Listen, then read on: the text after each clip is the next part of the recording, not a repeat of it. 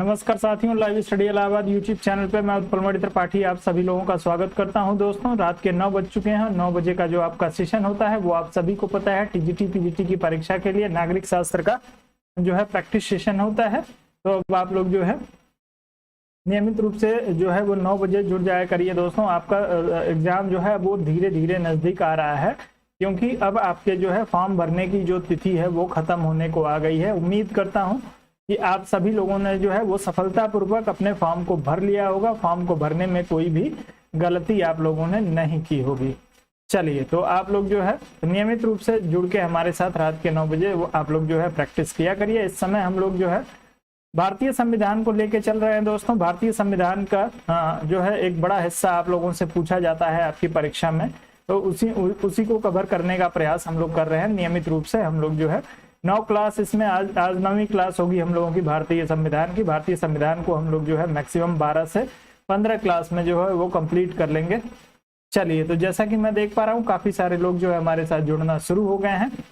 चलिए, आप सभी लोगों को गुड इवनिंग। चलिए, सभी दोस्तों से निवेदन है कि आप लोग वीडियो को शेयर कर दीजिए, साथ में आप लोग जो है वीडियो को लाइक जरूर कर दें। दोस्तों, आप सभी लोग जितने सारे लोग हमारे साथ जुड़े हुए हैं आप लोग वीडियो को लाइक कर दीजिए। खुशबू जी, आप नियमित रूप से जो है वो सेशन में उपस्थित नहीं रहती हैं, नियमित रूप से जो है वो प्रैक्टिस सेशन में आप लोग रहा करिए। जिन लोगों ने जो है वो परचेज कर रखा है अपना पीडीएफ परचेज कर रखा है, जिन लोगों ने, वो लोग पीडीएफ के भरोसे ना रहें। दोस्तों, पीडीएफ में सिर्फ आपको आंसर मिल जाएगा, लेकिन आपको जो है जो कुछ महत्वपूर्ण जानकारियां होती हैं वो सारी जानकारियां मैं पीडीएफ में ऐड करके जो है वो दे पाना संभव नहीं है। तो आप लोग क्लास में जरूर रहिए। क्लास में रहेंगे, एक बार आप लोग क्लास को जो है वो पूरा कंप्लीट देखे रहेंगे, उसके बाद से जब आप लोग पीडीएफ को अपना रिवाइज करेंगे तो आपको जो होगा ज्यादा फायदा इसका मिलेगा। तो चलिए, सभी लोगों को गुड इवनिंग। दोस्तों, अब हम लोग चलेंगे, आगे बढ़ेंगे दोस्तों। और आप सभी को पता है दोस्तों कि आपके जो है वो इस सेशन के मेंबरशिप के लिए 250 रुपए का शुल्क निर्धारित किया गया है। तो यदि आप लोग जो है इस सेशन का मेंबरशिप परचेज करना चाहते हैं तो आप लोग जो है 250 रुपए का भुगतान करके और आप लोग जो है वो ये सेशन का मेंबरशिप ले सकते हैं। उसमें आप लोगों को नियमित रूप से इस सेशन में प्रयोग किए जाने वाले पीडीएफ को आप लोगों को उपलब्ध करा दिया जाएगा। इसके लिए आप लोगों को दोस्तों आप फोन पे के माध्यम से, गूगल पे के माध्यम से, भीम के माध्यम से आप लोग जो है 250 रुपए का भुगतान 7007701847 इस नंबर पे आप लोग कर दीजिए। पीडीएफ आपके पास रहेगा दोस्तों, तो आप लोग जो है 10 मिनट में एक क्लास को रिवाइज कर सकते हैं। यदि एक बार आपने पूरे अच्छे से मनोयोग से जो है क्लास को देखा है तो आपके रिवीजन के लिए काफी जो होगा ये लाभदायक होगा। तो आप लोग पीडीएफ को जो है जरूर परचेज कर लीजिए। मात्र 250 रुपए की बात है। 250 रुपए आप लोगों के लिए जो है दोस्तों इसका कोई वैल्यू नहीं है। इधर उधर आप लोग जो है उसको खर्चा कर देते हैं। अपने सिलेक्शन के लिए आप लोग जो है जरूर 250 रुपए का जो है उपयोग कर लीजिए। इसके बाद बात करेंगे दोस्तों हम लोग, तो सुबह के 8 बजे का जो आपका सेशन होता है वो आप सभी को पता है कि आपके ज्योग्राफी का प्रैक्टिस सेशन होता है। नियमित रूप से आपके ज्योग्राफी के प्रश्नों को लेकर सुबह 8 बजे मैं उपस्थित हो जाता हूं। तो यदि आपका दूसरा सब्जेक्ट ज्योग्राफी है या आप ज्योग्राफी सब्जेक्ट से तैयारी कर रहे हैं तो आप लोग जो है हमारे साथ सुबह 8 बजे आवश्यक रूप से जुड़ जाया करिए। 8 बजे आप लोगों के लिए ज्योग्राफी के प्रश्नों का एक संग्रह लेके उपस्थित होता हूँ। बात करें दोस्तों, तो आप सभी लोगों को जो है वो प्रतीक्षा कर रहे थे काफी समय से आपने राजनीतिक सिद्धांत एवं विचारकों की क्लास के लिए। तो दोस्तों, राजनीतिक सिद्धांत और विचारक जो आपके टीजीटी के सिलेबस में दिए हुए हैं, एक बार अपने वीडियो को आप जो है रिफ्रेश कर लीजिए। प्रमोद जी, वीडियो को एक बार रिफ्रेश कर लीजिए।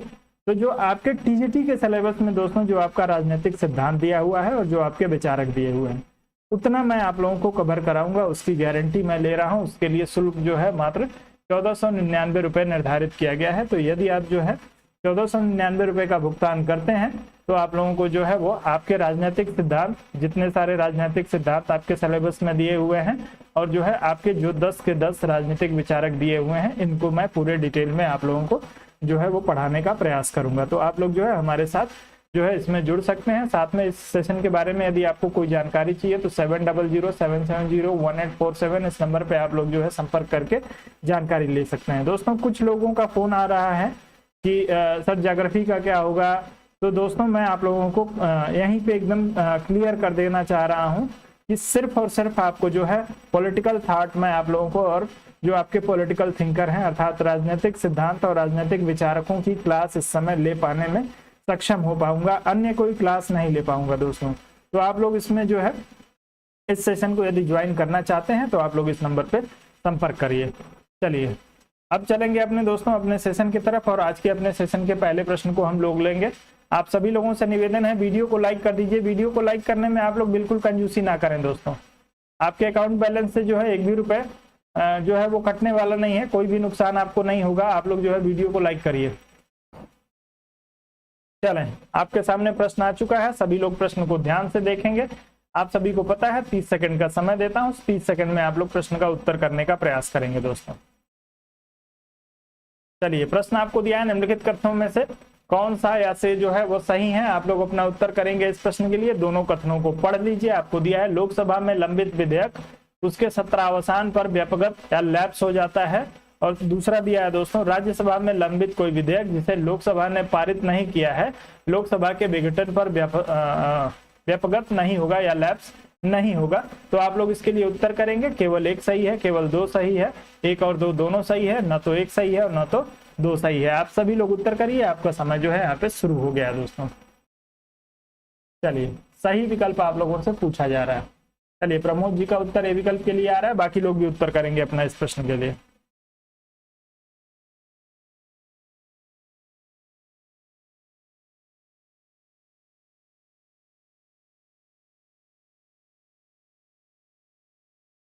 चलें, सब लोग उत्तर करें।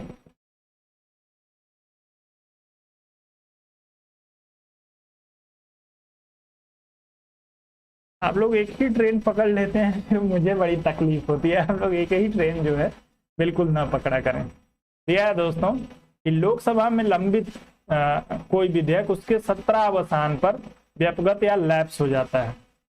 दोस्तों 17 अवसान पे जो है कोई भी विधेयक लैप्स नहीं होता है, आप लोग इसको ध्यान रखेंगे।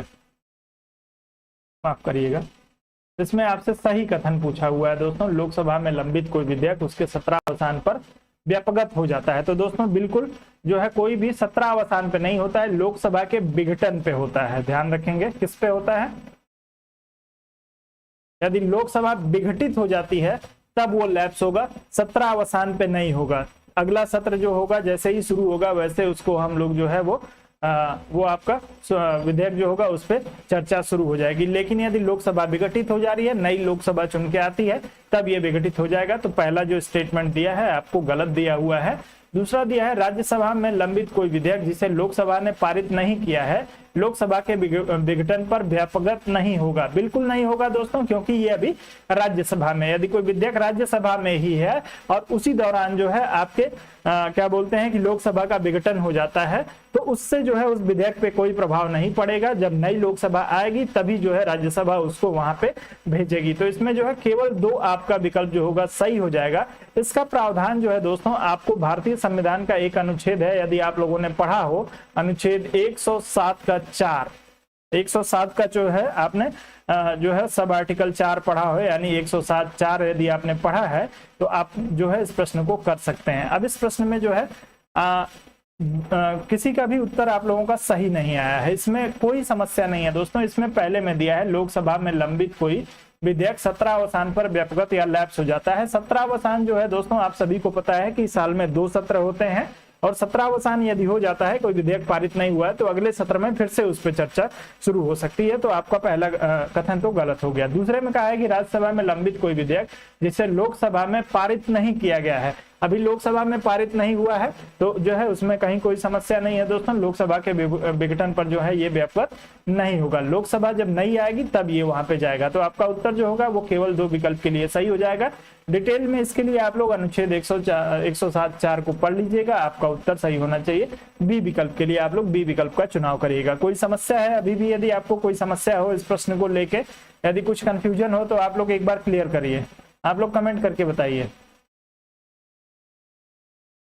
क्लियर है सब लोगों को? ये प्रश्न सबको क्लियर हो गया? कोई कंफ्यूजन अभी भी इस प्रश्न को लेके? विघटन और 17 अवसान में अंतर होता है दोस्तों। लोकसभा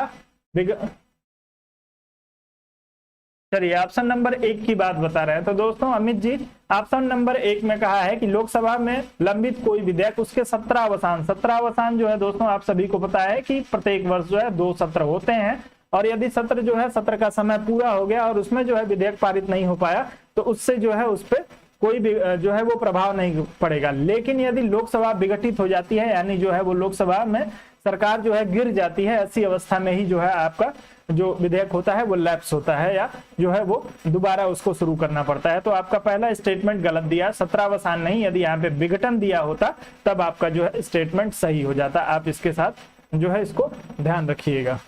17 अवसान और विघटन में यदि अंतर आप लोग स्पष्ट रूप से समझ रहे होंगे। 17 अवसान दोस्तों जो है 2 सत्र आपको जो है आप लोगों ने बार बार पढ़ा है कि एक वर्ष में जो है वो 6 महीने के अंतराल पे जो है वो 2 सत्र होने चाहिए। इस 2 सत्र में यदि मान लीजिए कोई विधेयक नहीं पारित हो पाया तो वो विधेयक जो है तीसरे सत्र के लिए चला जाएगा। आप लोग जो है यानी अगले वर्ष के पहले सत्र के लिए, तो आप लोग इसको ध्यान रखिएगा, आपका केवल 2 विकल्प सही होगा। आगे बढ़ते हैं और अगले प्रश्न पे चलते हैं। अगला दिया है, निम्नलिखित में से कौन सा एक भारत की संचित निधि से लिया जाने वाला अनिवार्य व्यय भार नहीं है। आपको बताना है इसमें से कि कौन सा जो है वो संचित निधि से नहीं लिया जाता है। आपको विकल्प दिया है, वे ऋण भार जो भारत को चुकाने हैं, भारत के निर्वाचन आयोग के सदस्यों के वेतन और पेंशन, तीसरा दिया है दोस्तों सर्वोच्च न्यायालय के न्यायाधीशों को दी जाने वाली पेंशन, और जो आपको चौथा दिया है सर्वोच्च न्यायालय मैंने पढ़ दिया दोस्तों, उच्च न्यायालय आपको हाई कोर्ट दिया हुआ है। चलिए, और राज्यसभा के उपाध्यक्ष के भत्ते। आप लोग चारों में से किसी एक विकल्प का चुनाव करिए, जिसमें से आपको बताना है संचित निधि पे भारित कौन सा व्यय नहीं है। चलो सब लोग उत्तर करेंगे।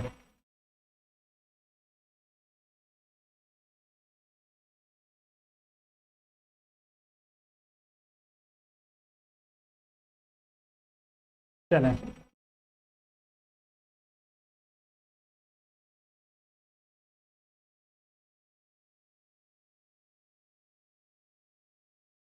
चलिए प्रदीप जी बहुत बहुत बहुत धन्यवाद। दोस्तों वीडियो को आप लोग लाइक और शेयर कर दीजिए। जिन लोगों ने वीडियो को लाइक और शेयर नहीं किया है, आप लोग वीडियो को लाइक और शेयर अवश्य करिए।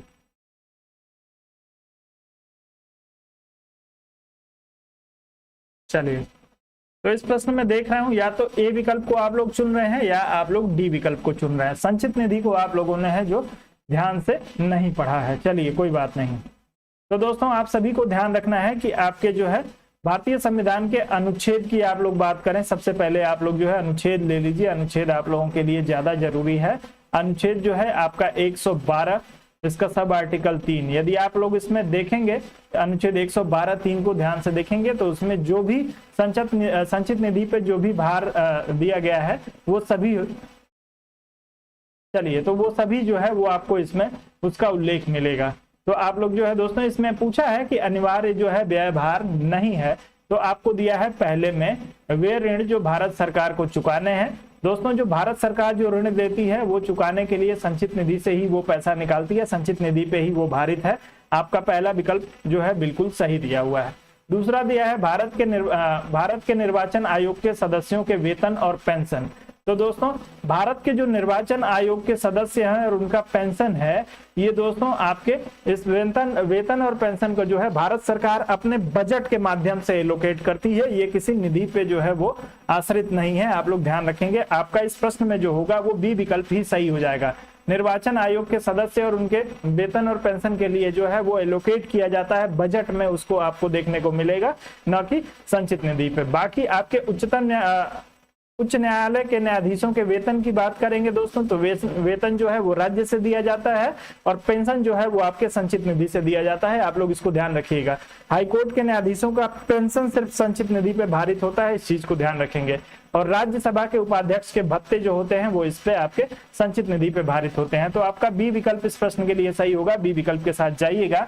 आप लोगों को, सभी लोगों को इतना ध्यान होना चाहिए कि दोस्तों आपके संचित निधि पे क्या क्या भारित है। यदि मैं बात करूं तो सबसे पहले राष्ट्रपति की उपलब्धियां भत्ते जो है उसको जो है वो संचित निधि पे राष्ट्रपति का व्यय जो होता है उसको भारित किया गया है। उसके बाद राज्यसभा के सभापति और उपसभापति, साथ में लोकसभा के अध्यक्ष का जो है वो वेतन और भत्ता आपके संचित निधि पे भारित है। उसके बाद बात करेंगे ऐसा ऋण जो भारत सरकार ने लिया है, उस ऋण को चुकाने के लिए जो है दोस्तों संचित निधि के धन का प्रयोग किया जाएगा। उच्चतम न्यायालय के न्यायाधीशों को और उनके जो संदेह होते हैं दोस्तों सभी जो भी वेतन और भत्ता जो भी उनको दिया जाता है वो सभी जो है वो आपके उच्चतम न्यायालय की बात कर रहा हूँ, सुप्रीम कोर्ट की, वो सभी जो है भारत की संचित निधि पे आपका जो है वो भारित होता है। उसके बाद यदि बात करेंगे दोस्तों आपके फेडरल न्यायालय की, तो फेडरल न्यायालय जो होता है दोस्तों उसके जो है संबंध में पेंशन जो होता है, पेंशन आपके संचित निधि पे जो है वो, जी बिल्कुल, इसीलिए तो कह रहा हूं कि जो है वो आपके संवैधानिक पद है और उसके लिए जो है वो राज्यसभा माफ करिएगा, वो सरकार के बजट में उसको एलोकेट किया जाता है, वो संचित निधि पे भारित नहीं है। चलिए उसके बाद बात करेंगे दोस्तों कि फेडरल न्यायालय जो है दोस्तों, फेडरल न्यायालय का वेतन नहीं सिर्फ पेंशन जो होगा, आपके हाई कोर्ट की बात करेंगे तो उसका भी वेतन नहीं, सिर्फ जो होगा पेंशन जो होगा वो आपके उस पे पेंशन उस पे भारित होता है। साथ में राज्यसभा के उपाध्यक्ष के लिए जो आपका जो होता है वो वेतन और इनका भत्ता जो होता है वो भारित होता है। तो आप लोग इन सब चीजों को आप सभी को ध्यान रखना चाहिए। नियंत्रक महालेखा परीक्षक का वेतन भत्ता और पेंशन सभी जो होता है वो आपके राज्य की संचित निधि पे भारित होता है। तो आप लोगों को यदि ऐसे नोट कराऊंगा एक एक चीज तो आप लोगों को समझ में नहीं आएगा। आप लोग एक बार संचित निधि को पढ़िएगा और अनुच्छेद 112(3) को पढ़िएगा, आपको सारी चीजें क्लियर हो जाएंगी। सब कुछ मेरे भरोसे आप लोग छोड़ेंगे तो जो है वो दोस्तों आप लोगों के साथ धोखा हो जाएगा। किसी भी शिक्षक के भरोसे सब कुछ छोड़ के आप लोगों के लिए चलना जो है वो श्रेयस्कर नहीं है। आप लोग बी विकल्प के साथ जाइएगा। निर्वाचन आयोग के सदस्य जो होते हैं उनका वेतन पेंशन जो होता है वो आपके संचित निधि पे भारित नहीं होता है, इसको ध्यान रखिएगा। आगे बढ़ते हैं, अगले प्रश्न पे चलेंगे। निम्नलिखित में से कौन सा व्यय संचित निधि पर भारत नहीं है? चलिए वही प्रश्न आपको फिर से मिल गया है, कोई बात नहीं है। भारत के राष्ट्रपति का वेतन और भत्ते, भारत के उपराष्ट्रपति का वेतन और भत्ते, भारत के उच्चतम न्यायालय व न्यायाधीशों के वेतन और भत्ते, लोकसभा अध्यक्ष का वेतन और भत्ता। आप लोग तेजी से इस प्रश्न का भी उत्तर करने का प्रयास करिए आप लोग।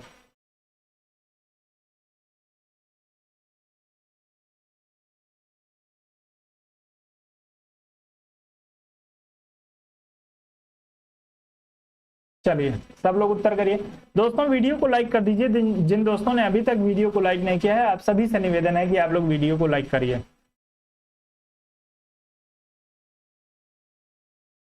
चलें, आप लोग इस प्रश्न में जो है सी विकल्प का चुनाव कर रहे हैं। सब लोग तेजी से उत्तर करिए दोस्तों। मात्र जो है 3-4 लोगों का उत्तर अभी तक आया है, ऐसा नहीं है सभी लोग उत्तर करेंगे। समय और दे रहा हूं, सोच समझ के उत्तर करिए आप सभी लोग।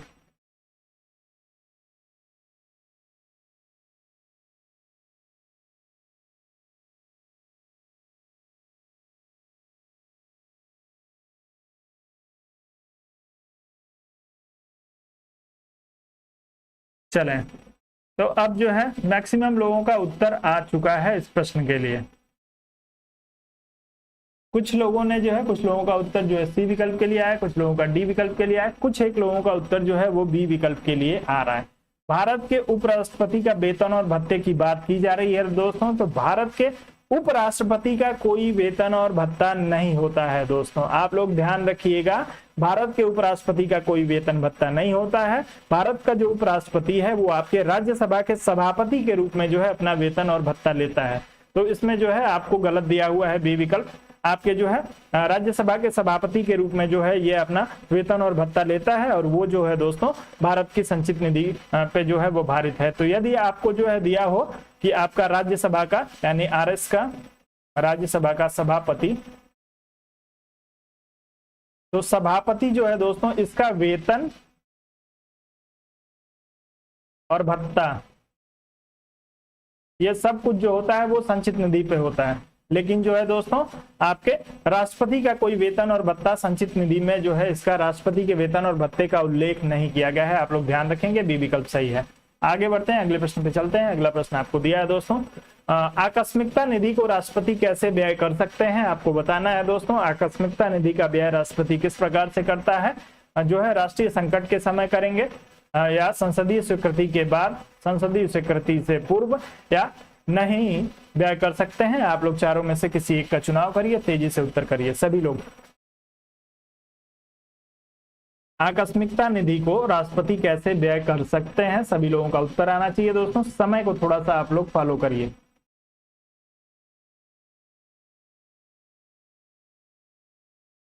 चलें, सब लोग उत्तर करेंगे, तेजी से करेंगे। ए विकल्प के लिए, सी विकल्प के लिए उत्तर आना शुरू हो गया है आप लोगों का दोस्तों।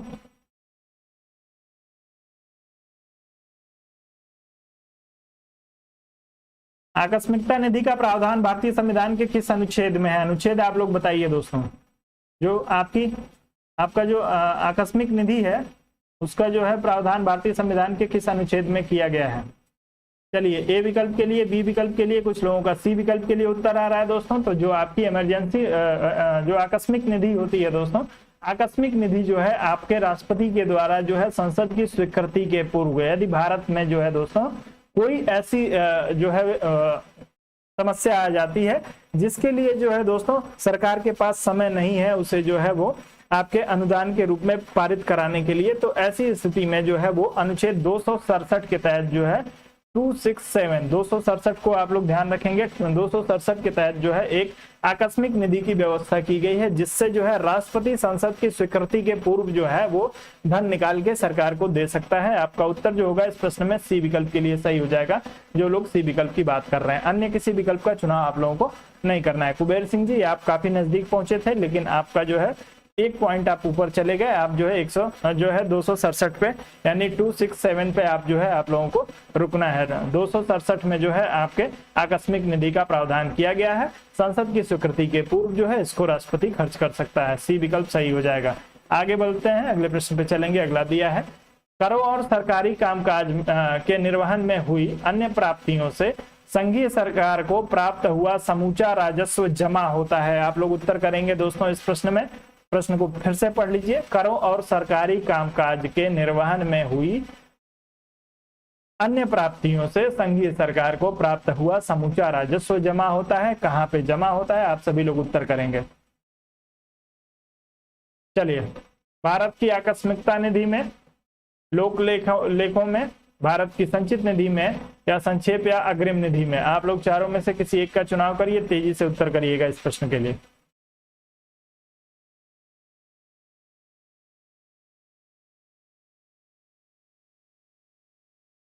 चलें, सी विकल्प के लिए आप सभी का उत्तर आ रहा है दोस्तों। तो इस चीज का उल्लेख जो है भारतीय संविधान के अनुच्छेद 266 में किया गया है। अनुच्छेद आप लोग ध्यान रखिएगा, 266 अनुच्छेद में ये कहा गया है कि भारत सरकार के कामकाज से जो भी उसको प्राप्तियां होंगी, वो सभी प्राप्तियां जो होंगी, जो सारा राजस्व होगा, वो भारत की संचित निधि में जमा किया जाएगा। आपका उत्तर सी विकल्प के लिए बिल्कुल सही हो जाएगा। अनुच्छेद आप लोग जरूर ध्यान रखिएगा, अनुच्छेद 266 में आपको जो है इस चीज का उल्लेख किया गया है। आगे बढ़ते हैं, अगले प्रश्न पे चलते हैं दोस्तों। अगला प्रश्न दिया है कि यह धन विधेयक है, इसका निर्णय कौन करता है? आप लोगों को उत्तर देना है। राष्ट्रपति करेगा, प्रधानमंत्री, लोकसभा अध्यक्ष और मंत्री परिषद, चारों में से एक विकल्प को चुनिए और तेजी से उत्तर करने का प्रयास करिए। चलिए, सभी लोगों से निवेदन है दोस्तों, एक बार वीडियो को शेयर करिए। आप लोग जो आपके दोस्त मित्र हैं, जो लोग उपस्थित नहीं हैं, उनको आप लोग फोन मैसेज करिए, कुछ भी करिए और शेयर करिए वीडियो को। आप सभी लोग लाइक नहीं किया है तो आप सभी लोग लाइक भी कर दीजिए दोस्तों। वीडियो को लाइक करने में आप लोग कंजूसी बिल्कुल ना दिखाएं। किसी के भी अकाउंट बैलेंस से पैसा नहीं कट रहा है, आप लोग जो है वीडियो लाइक कर दीजिए। चलिए, अनुच्छेद सहित बताने का प्रयास करिएगा। चलिए, तो आप सभी लोगों का उत्तर सी विकल्प के लिए आ रहा है। जो लोग लोकसभा अध्यक्ष की बात कर रहे हैं उन सभी का उत्तर जो होगा बिल्कुल सही हो जाएगा। अनुच्छेद ध्यान रखेंगे आप लोग, 110(3) यानी आर्टिकल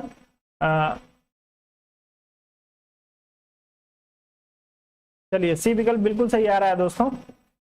110 सब आर्टिकल 3 आप लोग ध्यान रखेंगे दोस्तों इसको। 110 सब आर्टिकल 3 यानी 110(3) में जो है इस बात का उल्लेख किया गया है कि आपका कोई विधेयक धन विधेयक है या नहीं, इसका अंतिम निर्णय जो होगा वो आपके लोकसभा अध्यक्ष के द्वारा किया जाएगा। तो आप लोग इस प्रश्न में सी विकल्प के साथ जाइएगा। अनुच्छेद 110(3) को भी याद रखिएगा। आपसे यदि कभी अनुच्छेद पूछ दे आपकी परीक्षा में दोस्तों, अपनी तैयारी को जो है आपको किसी भी तरीके से आपको लूप होल नहीं छोड़ना है।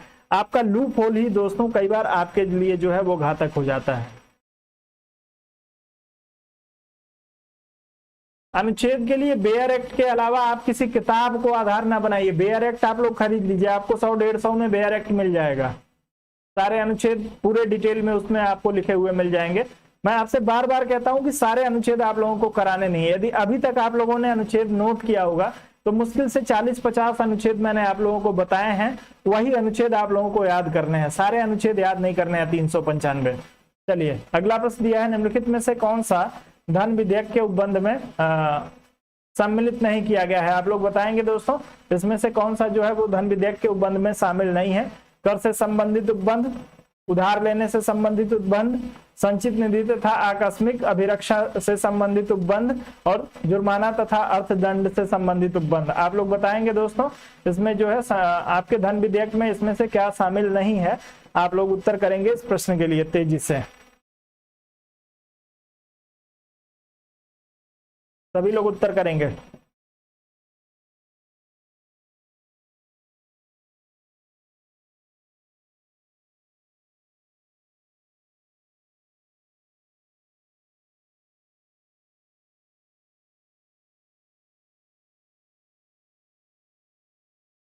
चलें, आप सभी लोगों का उत्तर इस प्रश्न में आ रहा है दोस्तों। मैक्सिमम लोग डी विकल्प की बात कर रहे हैं। तो यदि आपने भारतीय संविधान के अनुच्छेद 110 के अनुसार जो है वो धन विधेयक की परिभाषा को ध्यान से पढ़ा होगा तो धन विधेयक की परिभाषा में जो है दोस्तों आपके जो है वो कर दिया हुआ है, उधार दिया है और संचित निधि और आकस्मिक निधि की अभिरक्षा दिया हुआ है। ये आपके धन विधेयक के जो है वो अंतर्गत आते हैं, लेकिन जो है जुर्माना और अर्थदंड जो है ये आपके धन विधेयक के अंतर्गत नहीं आता है। आप लोग इसको ध्यान रखिएगा। आपका उत्तर इस प्रश्न में जो होगा वो डी विकल्प के लिए सही होगा, जो लोग इसमें डी विकल्प की बात करेंगे। ये धन विधेयक का हिस्सा नहीं है, बाकी तीन जो है आपके धन विधेयक की परिभाषा के अंतर्गत आते हैं। परिभाषा जो है आपके 110 में दी हुई है।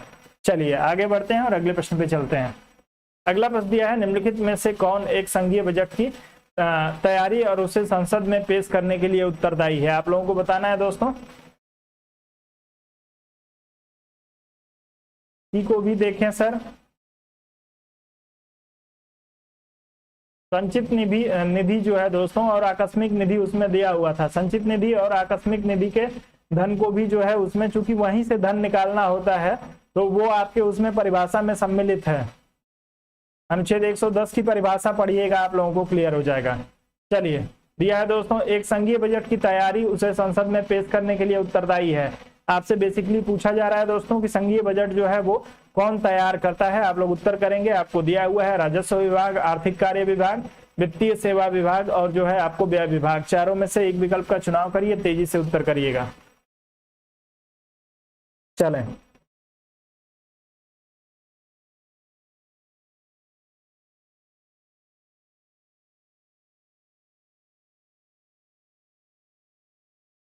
चलिए आप लोगों का उत्तर जो है ए विकल्प के लिए आ रहा है। मैक्सिमम लोग जो है इस प्रश्न में ए विकल्प का चुनाव कर रहे हैं।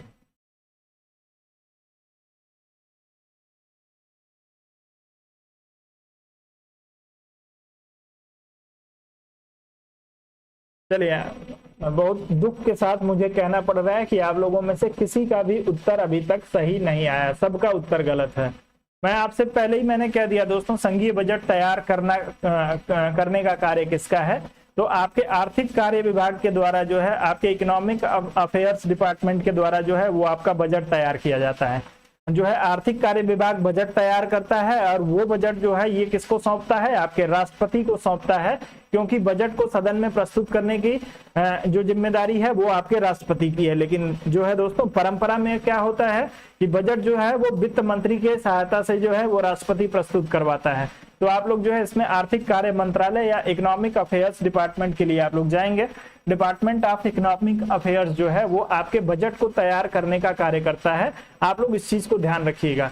ना ही कोई जो है मंत्रालय बजट को तैयार नहीं करता है, ना ही वित्त मंत्री तैयार करते हैं। बजट को तैयार करने का कार्य जो है आपके डिपार्टमेंट ऑफ इकोनॉमिक्स अफेयर्स का है या आपके आर्थिक कार्य विभाग का है। ध्यान रखेंगे, आर्थिक कार्य विभाग बजट को तैयार करता है और उसे संसद में पेश करने के लिए राष्ट्रपति को सौंपता है। चूंकि राष्ट्रपति जो है ऐसा व्यवहार में नहीं देखा जाता है कि बजट को पेश करे, वो जो है अपने वित्त मंत्री की सहायता से जो है वो बजट को सदन में जो है वो पेश करवाता है। तो आपका उत्तर जो होगा इस प्रश्न में जो होगा बी विकल्प सही हो जाएगा। और भारतीय संविधान में बजट शब्द का उल्लेख कहीं पर भी नहीं किया गया है, आप लोग ध्यान रखिएगा।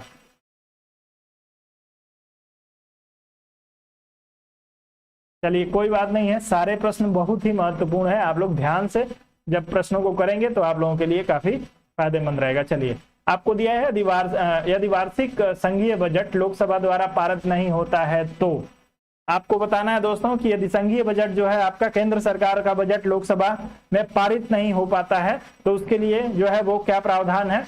बजट में संशोधन कर या दोबारा पेश किया जाएगा। सुझाव हेतु बजट राज्यसभा को भेज दिया जाएगा। आपके जो है संघीय मंत्री से त्यागपत्र देने के लिए कहा जाएगा, या प्रधानमंत्री अपने मंत्रिपरिषद का त्यागपत्र जो है वो प्रस्तुत करेगा। आप लोग उत्तर करेंगे इस प्रश्न के लिए सभी लोग।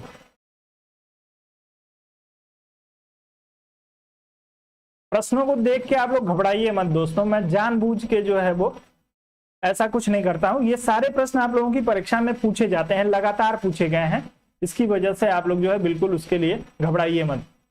प्रश्न थोड़े से कठिन है, कोई बात नहीं है, पढ़ेंगे क्लियर हो जाएगा। इसीलिए तो बार बार कहता हूं सेशन देखिए, और सेशन के टॉपिक वाइज कराने का मेरा मात्र एक उद्देश्य है। अब आपकी परीक्षा आपके नजदीक है और टॉपिक वाइज जब आप लोगों के लिए कराऊंगा सेशन को, तो आप लोग जो है उसके लिए अपने टॉपिक को पढ़ेंगे। सिर्फ आज जो है आप लोगों के 1-2 टॉपिक को मैंने उठाया है, और 2 टॉपिक पढ़ना आपके लिए 24 घंटे में कोई बड़ी बात नहीं है दोस्तों। आप लोग किताब उठा के और बहुत ही अच्छे से, आपके पास किताब हो, नोट्स हो, आप लोग पढ़ सकते हैं।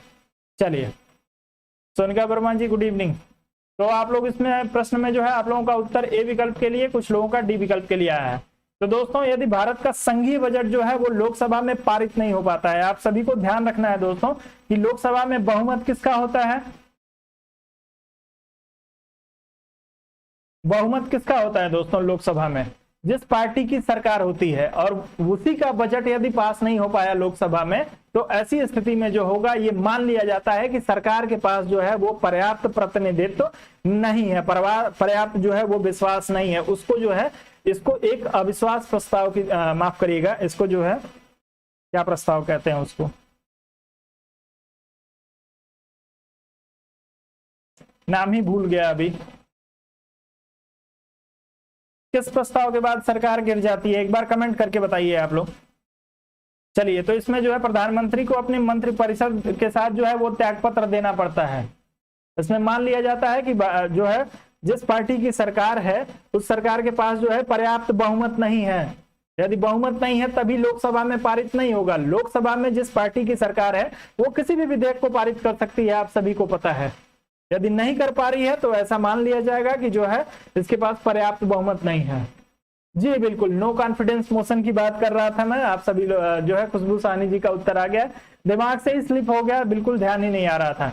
आप लोग डी विकल्प के साथ जाइएगा। तो इसको जो है बजट न पास हो पाने को जो है वो आपके अविश्वास प्रस्ताव या नो कॉन्फिडेंस मोशन के तरह जो है वो लिया जाता है भारतीय संविधान में। आप लोग इस प्रश्न में डी विकल्प के साथ जाइएगा। जो लोग इसमें डी विकल्प की बात कर रहे होंगे उन सभी का उत्तर जो होगा बिल्कुल सही हो जाएगा। चलिए आगे बढ़ जाए। अगला प्रश्न दिया है दोस्तों आपको, आर्थिक सर्वेक्षण प्रतिवर्ष संसद में प्रस्तुत किया जाता है। आप लोगों को बताना है दोस्तों आर्थिक सर्वेक्षण प्रस्तुत कब किया जाता है। आगामी वर्ष के बजट के प्रस्तुतिकरण के पूर्व, आगामी वर्ष के बजट के प्रस्तुतिकरण के पश्चात, जो है वित्त विधेयक के प्रस्तुतिकरण के पश्चात, और आपके जो है और उस बजट के प्रस्तुति के संबंध प्रस्तुति से कोई संबंध नहीं होता है। आप लोग इसमें से चारों में से किसी एक विकल्प का चुनाव करिएगा तेजी से। सभी लोग तेजी से उत्तर करेंगे दोस्तों। आर्थिक सर्वेक्षण प्रतिवर्ष संसद में प्रस्तुत किया जाता है। चलें,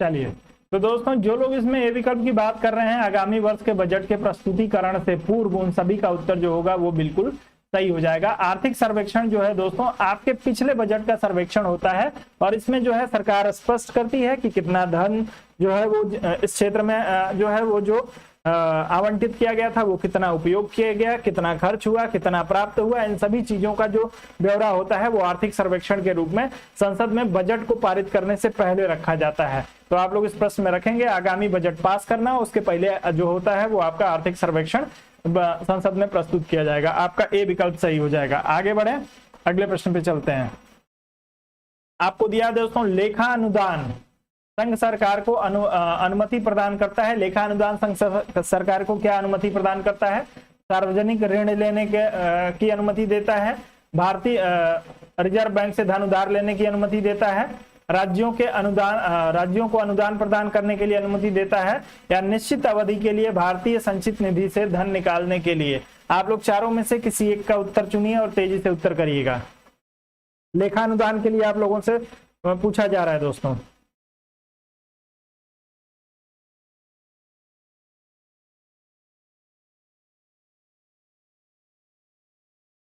चलें, सब लोग उत्तर करेंगे, अनुच्छेद सहित आप लोग उत्तर किया करिए।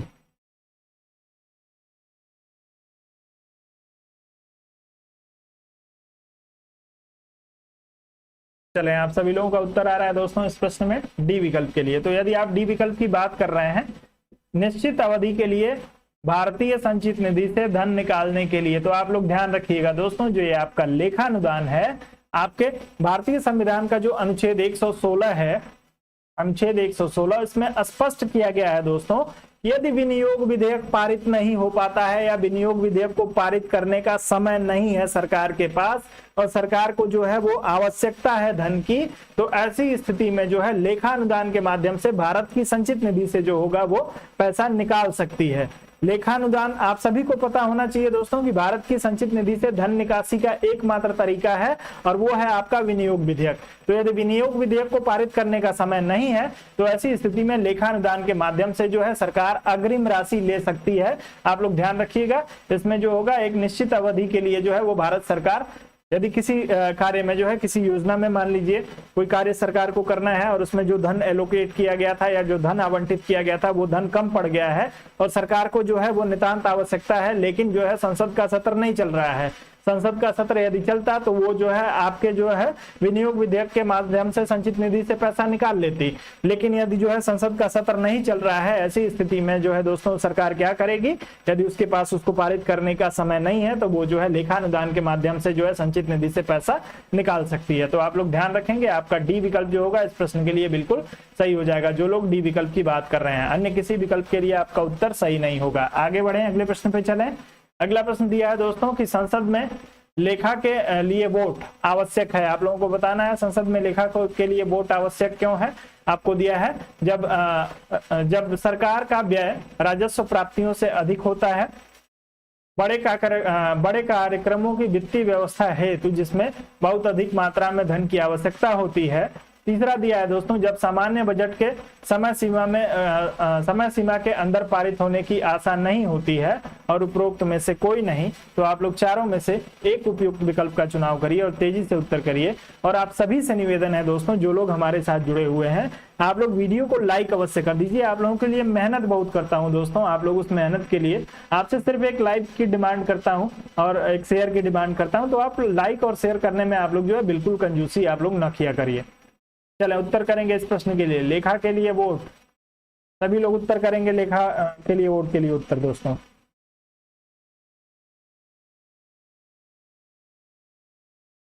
चलें,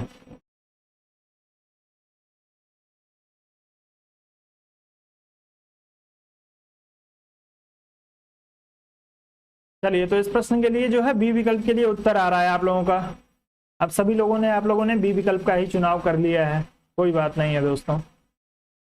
तो आप लोग जो है सी विकल्प के साथ जाइएगा। जब सामान्य बजट के समय सीमा के अंदर पारित होने की आशा नहीं होती है, उस समय जो है आपसे लेखा अनुदान, अभी मैंने आपको बताया दोस्तों कि जब सरकार को जो है वो पैसे की आवश्यकता है और वो जो है उसको पैसा जब जो है वो बजट के माध्यम से नहीं मिल पा रहा है, ऐसी स्थिति में जो है वो लेखा के लिए वोट करा सकती है, लेखान वोट, और उसके माध्यम से जो है वो पैसा ले सकती है। तो आप लोग ध्यान रखिएगा, कई बार ऐसा होता है कि जब समय सीमा के अंदर जो है बजट पारित होने की आशा नहीं होती है और जो है समय पूरा हो जाने की वजह से दोस्तों सरकार का जो है पैसा खर्च हो चुका है, अब उसे पैसे की जरूरत है, तो वो लेखा के लिए जो है आपका लेखानुदान का प्रयोग करती है। आप लोग इस प्रश्न में सी विकल्प के साथ जाइएगा, उत्तर सी विकल्प के लिए सही हो जाएगा। आगे बढ़ते हैं और अगले प्रश्न पे चलेंगे। अगला आपको जो दिया है दोस्तों, चलिए इसको थोड़ा सा एडजस्ट करता हूं मैं।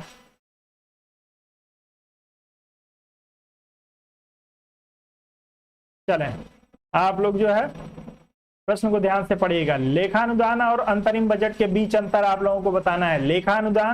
लेखानुमोदन दिया है, चलिए कोई बात नहीं। लेखानुमोदन और अंतरिम बजट के बीच में अंतर क्या है, आपको विकल्प दिया है। स्थायी सरकार लेखानुमोदन के प्रावधान का प्रयोग करती है, जबकि कार्यवाहक सरकार अंतरिम बजट के प्रावधान का प्रयोग करती है। दूसरा दिया है दोस्तों, लेखानुमोदन सरकार के बजट के व्यय पक्ष मात्र से संबद्ध होता है, जबकि अंतरिम बजट में व्यय और आवती दोनों सम्मिलित होता है। आप लोग अपना उत्तर करेंगे, इसमें से कौन सा आपका जो है वो सही हो जाएगा। चले इस प्रश्न के लिए उत्तर करिए आप सभी लोग।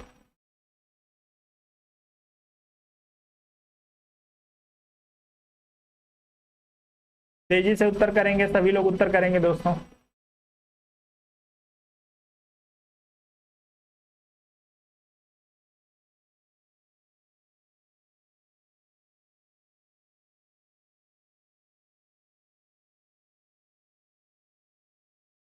चले बी और सी विकल्प के लिए आप लोगों का उत्तर आ रहा है। सभी लोग उत्तर दीजिए, उत्तर लेके आप लोग घर जाएंगे क्या? उत्तर के साथ क्या करना है आप लोगों को? उत्तर की सब्जी बनाएंगे आप लोग।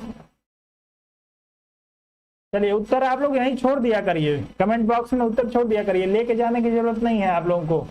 आपके ऊपर सर पे बोझ रहेगा, एक बोझ को उतार दिया करिए।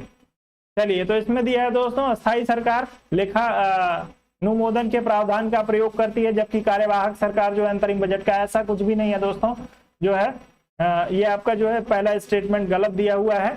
दूसरे में दिया है लेखानुमोदन सरकार के बजट के व्यय पक्ष मात्र से संबंध होता है, जबकि अंतरिम बजट में व्यय और आवती दोनों को जो है वो दर्शाया जाता है। तो आप सभी लोग इसको ध्यान रखिएगा दोस्तों, सिर्फ आपका दूसरा विकल्प इसमें सही दिया हुआ है, तो आपका बी विकल्प सही हो जाएगा। जो आपका जो है दोस्तों लेखानुदान होता है, मैंने आपको बताया कि सरकार को यदि अचानक पैसे की जरूरत है, जो है उसको लग रहा है कि जो है आपका विनियोग विधेयक पारित नहीं हो पाएगा, तो है दोस्तों बजट में विलंब हो रहा है, तो वो क्या करेगी, लेखानुदान के माध्यम से जो है वो पैसा ले लेगी। उसको ये बताने की आवश्यकता नहीं है कि जो है पैसा मुझे कितना प्राप्त हुआ है और कितना कहाँ जाएगा। लेकिन जो है अंतरिम बजट जब पारित किया जाता है दोस्तों, तो अंतरिम बजट जैसे मान लीजिए कि आपका जो है सरकार की अवधि जो है आपके फरवरी में चुनाव माफ करिएगा, आपके फरवरी मार्च में बजट आ रहा है और सरकार गिर जानी है, आपके जो सरकार की समयावधि पूरा हो रही है मई में, तो ऐसी स्थिति में जो है पूरे साल का बजट जो है सामान्यतः प्रस्तुत नहीं किया जाता है। 3 महीने के लिए जो है अंतरिम बजट जो है वो पारित कर लिया जाता है। या जो है दोस्तों कई बार जो है जो धन आवंटित किया गया है उस धन में जो है सरकार का यदि काम नहीं चल रहा है तो सरकार फिर से अंतरिम बजट के माध्यम से भी पैसा ले लेती है। तो आप लोग ध्यान रखेंगे, केवल 2 विकल्प आपका जो होगा वो सही होगा। इस प्रश्न में बी विकल्प के साथ ही जाइएगा। आगे बढ़ेंगे, अगले प्रश्न पे चलेंगे। अगला दिया है, व्यय का अनुमान किस रूप में भारतीय संसद के समक्ष रखा जाता है। आप लोगों को बताना है दोस्तों कि व्यय का अनुमान जो है भारतीय संसद में किस रूप में भारतीय संसद के समक्ष रखा जाता है। तदर्थ नीति, अतिरिक्त अनुदान, अनुपूरक अनुदान और जो है अनुदान का अनुरोध। चारों में से किसी एक का जो है आप लोग उत्तर करने का प्रयास करिएगा तेजी से।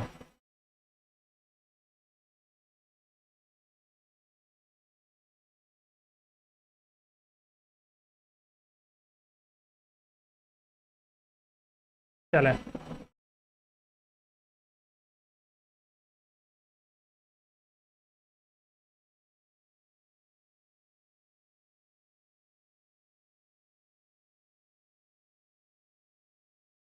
फिर से आप लोग जो है सभी लोगों ने अनुपूरक अनुदान की बात कर ली।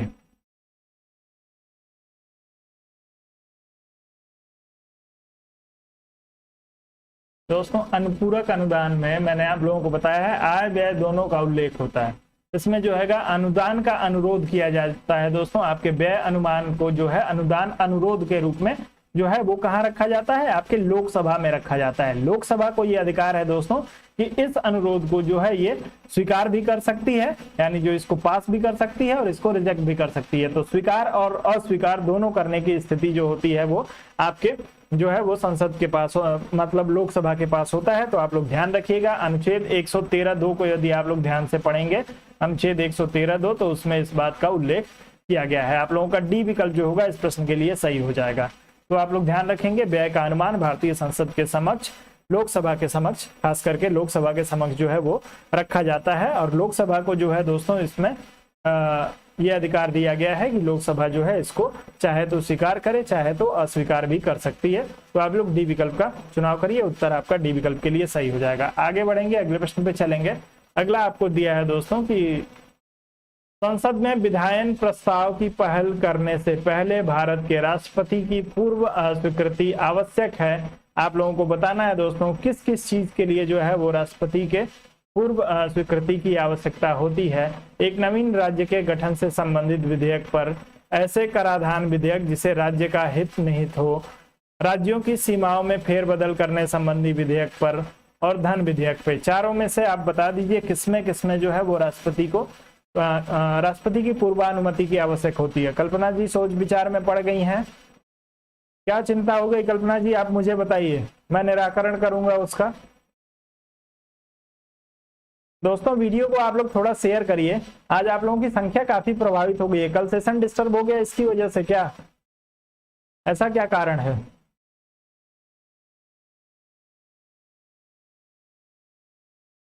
चलें आप सभी लोग इसके लिए उत्तर करेंगे दोस्तों।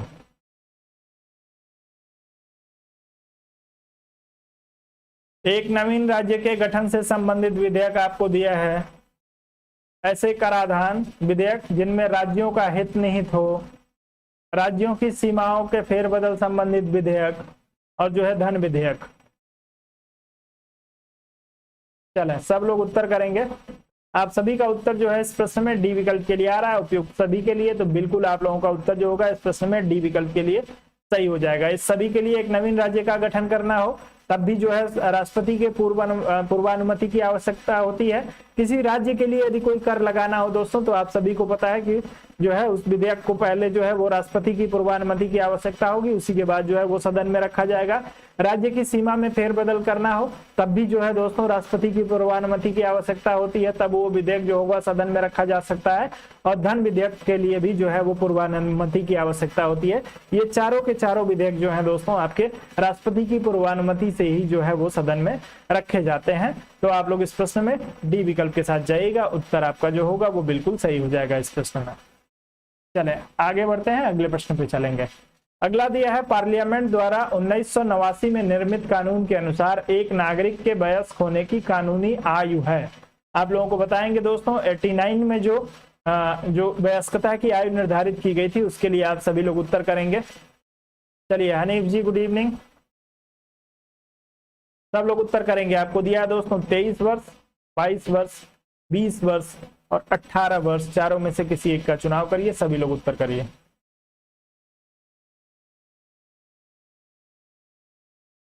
चलें सब लोग उत्तर करेंगे इस प्रश्न के लिए। डी विकल्प के लिए उत्तर आना शुरू हो गया है आप लोगों का, डी विकल्प की बात आप लोग कर रहे हैं।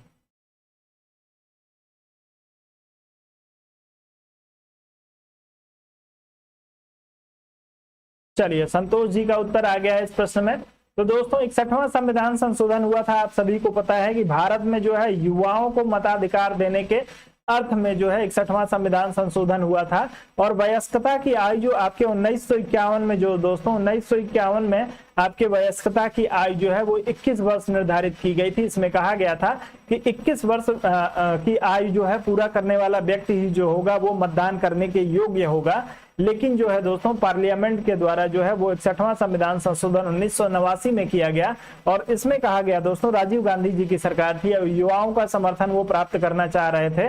उनको लग रहा था क्योंकि भारत एक युवा देश है और आपके जो उनको ये उस बात का ज्ञान हो गया था दोस्तों कि एक बड़ी आबादी जो है वो वोट नहीं दे पा रही है, अपने जो है मताधिकार का प्रयोग नहीं कर पा रही है। इसकी वजह से उन्होंने जो है 61वां संविधान संशोधन कराया और मताधिकार की आयु को जो है वो घटाकर 21 वर्ष से 18 वर्ष कर दिया था। तो आप लोग इस प्रश्न में डी विकल्प के साथ यदि जा रहे हैं तो उत्तर आपका जो होगा बिल्कुल सही हो जाएगा। अन्य किसी विकल्प के लिए आपको जो है वो जाने की जरूरत नहीं है। 28 मार्च 1989 से जो है ये आपका विधेयक जो है वो आपका कार्य करने लगा था। आ जाते हैं अगले प्रश्न पे। रेलवे अंचलों के लिए संसद सदस्यों की परामर्शदात्री समिति का गठन किया जाता है। जो रेलवे अंचल है दोस्तों, आप लोगों ने रेलवे जोन पढ़ा होगा, तो उसके लिए जो है संसद सदस्यों की परामर्शदात्री संगठन समिति का गठन किया जाता है। किसके द्वारा? भारत के राष्ट्रपति के द्वारा, रेलवे मंत्रालय द्वारा, संसदीय कार्य मंत्रालय द्वारा या परिवहन मंत्रालय द्वारा। चारों में से किसी एक का चुनाव करिए और तेजी से उत्तर करिएगा इस प्रश्न के लिए। चलिए चलें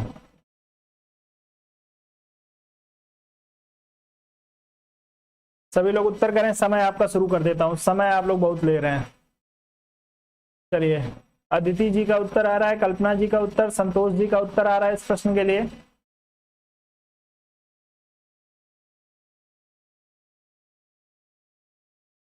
चलें, सरोज जी का उत्तर आ रहा है इस प्रश्न में सी विकल्प के लिए, मोहित जी का बी विकल्प के लिए, जितेंद्र जी का डी विकल्प के लिए। अलग अलग उत्तर आप लोगों के आ रहे हैं। दोस्तों वीडियो को लाइक और शेयर करिए, वीडियो को लाइक शेयर करने में कंजूसी बिल्कुल ना करें दोस्तों। तो दोस्तों रेलवे अंचल या जो आपके रेलवे जोन है, इसके लिए जो परामर्शदात्री समिति का गठन किया जाता है वो उसी जोन के, आप सभी को पता है दोस्तों, जैसे मान लीजिए कि आपका जो रेलवे जोन है, उत्तर मध्य रेलवे हो गया, सेंट्रल रेलवे हो गया, तो आपके जो है सदर्न रेलवे हो गया, नदर्न जो है आपके नॉर्थ रेलवे हो गया, तो ये सभी रेलवे जोन जो है दोस्तों आपके, इसमें जो है वो परामर्शदात्री समिति का यदि गठन करना है तो उसका जो गठन है वो संसदीय कार्य मंत्रालय के द्वारा किया जाता है। आप लोग इसको ध्यान रखेंगे। और इस समिति में जो लोग शामिल होते हैं दोस्तों, वो संबंधित रेलवे जोन से जो है संसद के रूप में चुन के आए हुए होने चाहिए। तो संबंधित रेलवे जोन, यदि मान लीजिए कि आपके जो है नॉर्थ ईस्ट रेलवे जोन से यदि कोई चुन के जा रहा है दोस्तों, नॉर्थ ईस्ट रेलवे जोन का यदि के परामर्शदात्री समिति में यदि कोई शामिल हो रहा है, तो उसका जो है नॉर्थ ईस्ट के किसी एक संसदीय क्षेत्र से जो है वो निर्वाचित होना आवश्यक किया गया है। तो आप लोग इसमें जो है सी विकल्प के साथ जाइएगा, संसदीय कार्य मंत्रालय के द्वारा जो है इस परामर्शदात्री समिति का गठन किया जाता है। सी विकल्प के अलावा किसी और विकल्प का चुनाव बिल्कुल न करें। आगे बढ़ते हैं। कोई समस्या इस प्रश्न को लेके? अगला प्रश्न दिया है, निम्नलिखित कथनों का परीक्षण करें और नीचे दिए गए कूट में से सही उत्तर चुनें। आप लोगों को बताना है दोस्तों, संपत्ति का अधिकार अब मूल अधिकार नहीं है। दूसरा दिया है, राज्यसभा एक वित्तीय बिल को रोक सकती है। तीसरा दिया है दोस्तों, भारतीय संविधान की प्रस्तावना में 42वें संशोधन द्वारा धर्मनिरपेक्ष तथा लोकतांत्रिक शब्द बढ़ाया गया। और चौथा दिया है, संसद के दोनों सदनों में कोई विवाद लोकसभा अध्यक्ष की व्यवस्था द्वारा सुलझाया जाता है। आप लोग सुलझाया जा सकता है। आप लोग उत्तर करेंगे दोस्तों। चलें, तेजी से उत्तर करेंगे इस प्रश्न के लिए।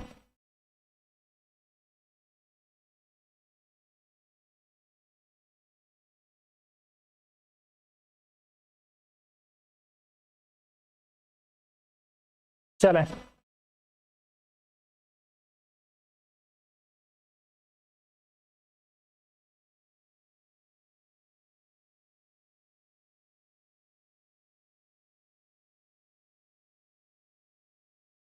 चलें सब लोग उत्तर करें तेजी से इस प्रश्न के लिए।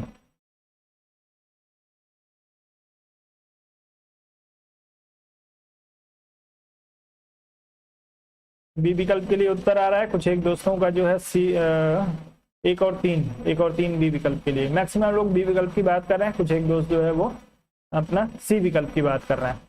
तो दोस्तों आपको दिया है, संपत्ति का अधिकार अब मूलभूत अधिकार नहीं है। बिल्कुल सही दिया है दोस्तों, संपत्ति का अधिकार अब आपके मूल अधिकार के में नहीं है। 44वें संविधान संशोधन के द्वारा जो है इसको निकाल के अब आपका जो है ये एक विधिक अधिकार है। आप लोग इसको ध्यान रखेंगे। तो पहला सही है। दूसरा दिया है, राज्यसभा एक जो है वो वित्तीय बिल को रोक सकती है। तो आपको जो है दोस्तों वित्तीय बिल दिया हुआ है, राज्यसभा जो है वो वित्तीय बिल को बिल्कुल रोक सकती है। आपका दूसरा जो हो जाएगा वो बिल्कुल यहाँ पे सही हो जाएगा। 14 दिन तो रोक ही सकती है, आप सभी को पता है।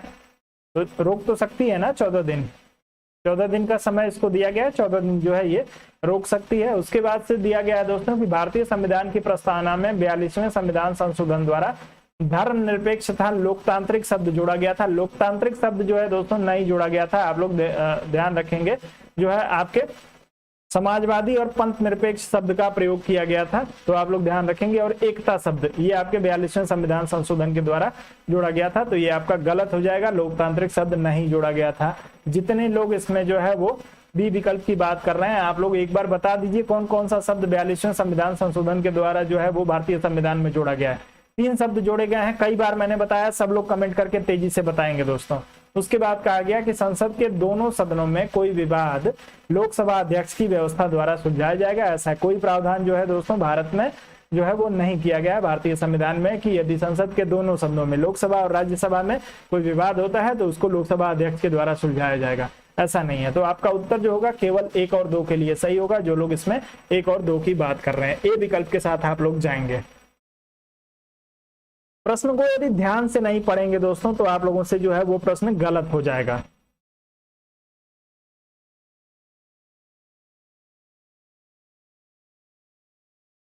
चलें, अभी तक किसी का उत्तर नहीं आया। 42वें संविधान संशोधन के द्वारा प्रस्तावना में 3 शब्द कौन कौन से जोड़े गए थे? इतने जो है शिथिल आप लोग ना हो जाइए अब जाके। चलिए अगले प्रश्न पे चलते हैं आगे। ये हो गया जी, बिल्कुल हो गया। अगला प्रश्न दिया है दोस्तों, संसद की स्थायी समितियों के सदस्यों को लोकसभा तथा राज्यसभा के किस अनुपात में लिया जाता है? स्थायी समितियों में बताना है दोस्तों आपको। स्थायी समिति दिया हुआ है, दो तरह की समितियां होती हैं।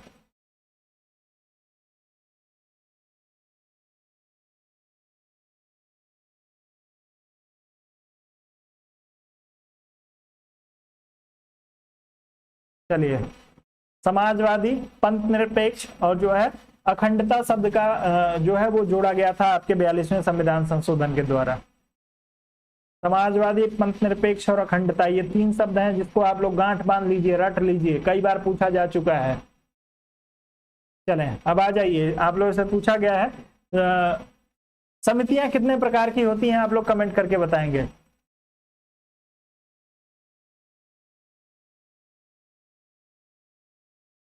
सरोज जी, धर्म की बात कहाँ की गई है? धर्म ना लिखिए आप। समाजवादी, पंथ निरपेक्ष और अखंडता, ये तीन शब्द जोड़े गए थे।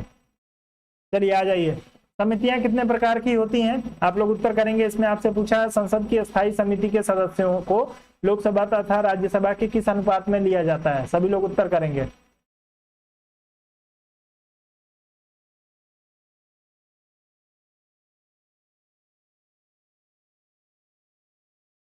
कौन कौन सी होती है आप लोग बताएंगे।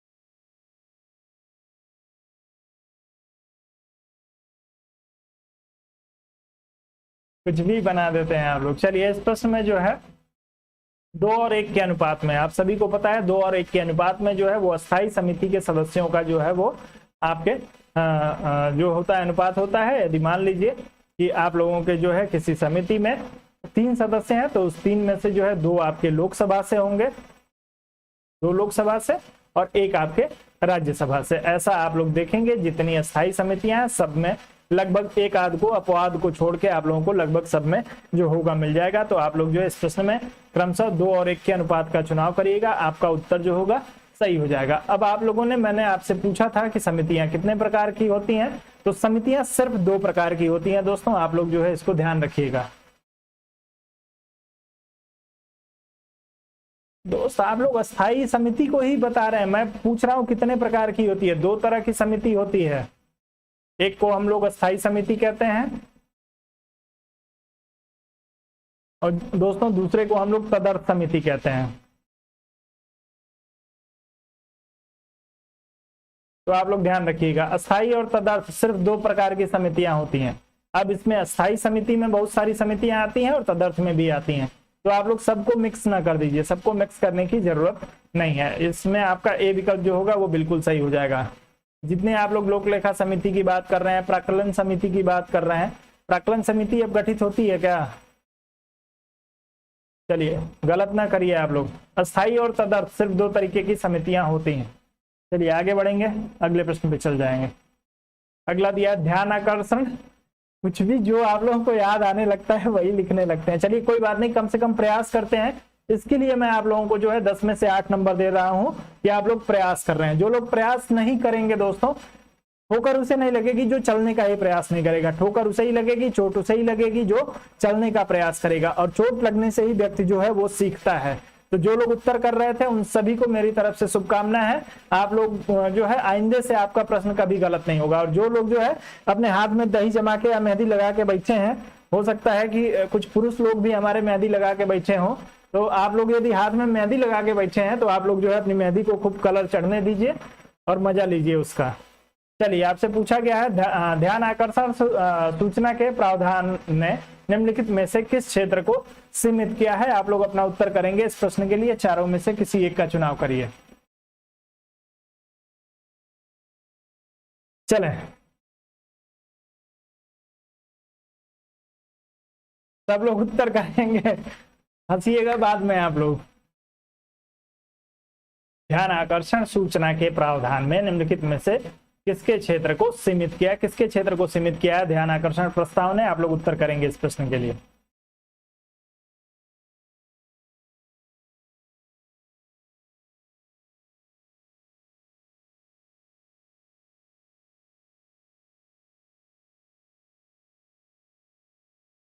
चलें, तो जो लोग दोस्तों इसमें सी विकल्प का चुनाव करेंगे स्थगन प्रस्ताव, उन सभी का उत्तर जो होगा वो जो होगा यहाँ पे बिल्कुल सही हो जाएगा। स्थगन प्रस्ताव जो है दोस्तों किसी लोक महत्व के विशेष विषय को उठाने के लिए जो संसद में जो प्रक्रिया चल रही होती है उसको स्थगित करके और उस विषय पे जो है वो चर्चा करने के लिए स्थगन प्रस्ताव लाया जाता था। लेकिन जो है दोस्तों ध्यान आकर्षण प्रस्ताव ये जो देन है आपके भारत की देन है, भारत ने ही इसको जन्म दिया है ध्यान आकर्षण प्रस्ताव को। और इसमें जो है दोस्तों दो तरीके के प्रश्न पूछे जाते हैं, आप सभी को जो है प्रश्न पूछा जाता है और प्रश्न के साथ पूरक प्रश्न भी पूछा जाता है, तो दोनों है इसमें पूछ लिए जाते हैं। और इसमें जो है लोक महत्व के विषय पे जो है वो सरकार के ध्यान को जो है वो आकर्षित कराया जाता है, सरकार को इंगित कराया जाता है। इसलिए जो स्थगन प्रस्ताव है उसके महत्व को इसने जो है ध्यान आकर्षण प्रस्ताव ने जो है वो कम कर दिया। तो आपका उत्तर सी विकल्प के लिए सही हो जाएगा। उम्मीद करता हूं सबको क्लियर हो गया होगा। स्थगन प्रस्ताव इसीलिए लाया जाता था दोस्तों कि यदि कोई लोक महत्व का महत्वपूर्ण विषय है उस पर चर्चा करने के लिए स्थगन प्रस्ताव लाया जाता था, सभी कार्यों को रोक के और उस महत्वपूर्ण विषय पर चर्चा कराई जाती थी। लेकिन जैसे ही भारत ने जो है एक नई व्यवस्था को जन्म दिया जिसे हम लोग जो है ध्यान आकर्षण प्रस्ताव कहते हैं, ध्यान आकर्षण सूचना कहते हैं, तो इसके माध्यम से भी दोस्तों जो है प्रश्न पूछ के उसका पूरक प्रश्न भी पूछा जाता था और उसके बाद से जो है दोस्तों जो है उस पर सरकार का ध्यान आकृष्ट कराया जाता था। तो ये जो है आपके स्थगन प्रस्ताव से ही मिलता जुलता है। इसने स्थगन प्रस्ताव की सीमा को जो है थोड़ा सा संकुचित किया है। आपका उत्तर सी विकल्प के लिए सही होगा। सभी लोग इसमें सी विकल्प की बात करेंगे। आगे बढ़ेंगे, अगले प्रश्न पे चलेंगे। अगला प्रश्न आपको दिया है दोस्तों, तारांकित प्रश्नों के विषय में सही क्या है? आप लोग बताएंगे सभी लोग तारांकित प्रश्नों के विषय में सही क्या है। आपको दिया है उत्तर मौखिक दिए जाते हैं, उत्तर लिखित दिए जाते हैं, पूरक प्रश्न पूछे जाते हैं, पूरक प्रश्न नहीं पूछे जाते हैं, उत्तर पर बहस की जाती है और आपको दिया है दोस्तों उत्तर पर स्पीकर का नियंत्रण रहता है। आप लोग चारों में से किसी एक का चुनाव करिए, तेजी से उत्तर करिएगा कौन सा विकल्प जो है आपका बिल्कुल सही हो जाएगा। दोस्तों जब भी मैंने इस चीज को मैंने नोटिस किया है कि यदि मैं आप लोगों के फेवरेबल प्रश्नों को लेके आता हूं जिसको आप लोग जो है बड़ी आसानी से कर लेते हैं तो आप लोगों की संख्या काफी अच्छी रहती है। लेकिन थोड़ा सा स्टैंडर्ड जब ऊपर बढ़ता है तो आप लोगों की संख्या जो है वो प्रभावित हो जाती है। जो लोग दोस्तों दो चार प्रश्न देख के और उनको लग रहा है कि क्या करा रहे हैं, मैं आपको गारंटी दे रहा हूं दोस्तों आज के सेशन का आप लोग जो है डेट नोट कर लीजिएगा। आज के सेशन का सभी लोग अपना डेट नोट कर लीजिए और जिस दिन पेपर होगा उस दिन पेपर उठा के देखिएगा। यदि आज के सेशन से आपको एक दो प्रश्न नहीं मिले तो फिर आप लोग जो कहेंगे वो मैं आप लोगों के लिए करने के लिए तैयार रहूंगा। आज का इतना महत्वपूर्ण सेशन है दोस्तों, सबसे महत्वपूर्ण टॉपिक जो है वो आपका मैंने उठाया हुआ है जहां से बहुत सारे प्रश्न जो है वो हर बार पूछे जाते रहे हैं। आप लोग प्रीवियस ईयर का पेपर उठा के आप लोग देख लीजिए। आज और कल का जो दो सेशन है, कल का सेशन चूंकि पूरा नहीं हो पाया था तो दोनों सेशन को आप लोग मिला लीजिए और उसके बाद डेट नोट कर लीजिए कि आज के सेशन को जो है वो पेपर चेक करने पेपर दे के आने के बाद से देखना है। चलिए जी, थोड़ा सा जो है मौसम की गड़बड़ी की वजह से जो है आप लोगों को नेट की समस्या हो सकती है। चलें, तो आप लोग इस प्रश्न के लिए उत्तर करेंगे दोस्तों। तारांकित प्रश्नों के बारे में आप लोगों से जो है वो प्रश्न पूछा जा रहा है। चलिए, नेट प्रॉब्लम की वजह से है, हो सकता है ऐसी भी समस्या हो सकती है कि कुछ लोगों को इंटरनेट की समस्या हो रही है। बैठे बैठे मेरा ही पैर जो है वो, चलिए कोई बात नहीं। तो दोस्तों जो आपके तारांकित प्रश्न होते हैं वो जो है आपका उत्तर जो है इसमें तारांकित प्रश्नों में आपके जो है मौखिक उत्तर दिए जाते हैं। आप लोग ध्यान रखिएगा, तारांकित प्रश्नों पे जो है वो लिखित उत्तर नहीं दिया जाता है, तारांकित प्रश्नों पे जो है वो मौखिक उत्तर दिया जाता है। और साथ में जो है दोस्तों इस पे कभी भी जो है वो पूरक प्रश्न नहीं पूछा जा सकता है। तो आप लोग ध्यान रखेंगे, तारांकित प्रश्नों पे जो है वो पूरक प्रश्न नहीं पूछे जाते हैं, सिर्फ जो है इस पे एक बार मौखिक उत्तर दिया जाता है। उसके लिए जो है सदन को सुबह 10 बजे जो है वो सूचित करना पड़ता है कि आज हमारा एक प्रश्न है और उसको जो है वो संबंधित मंत्री से पूछा जाएगा। मंत्री है या उस विभाग का जो मुखिया है वो उस प्रश्न पे जो है मौखिक रूप से उत्तर देगा और उसके लिए जो है वो पूरक प्रश्न नहीं पूछ सकते हैं। चलिए और ऐसे जो है दोस्तों तारांकित प्रश्नों में आप लोग ध्यान रखिएगा केवल 20 प्रश्न पूछे जा सकते हैं, 20 से अधिक प्रश्न नहीं पूछे जा सकते हैं। तो आप लोगों से यदि पूछ लिया जाए कि तारांकित प्रश्नों में अधिकतम कितने प्रश्न पूछे जाते हैं, तो 20 से अधिक तारांकित प्रश्नों को नहीं पूछा जा सकता है, मात्र 20। और लोकसभा में 20 आपके हो जाएंगे और राज्यसभा में 7 हो जाएगा। आप लोग ध्यान रखिएगा आपकी राज्यसभा में केवल 7 प्रश्न पूछे जा सकते हैं। चलिए, तो आप लोग इस प्रश्न में जो है बी विकल्प के साथ जाएंगे, एक और।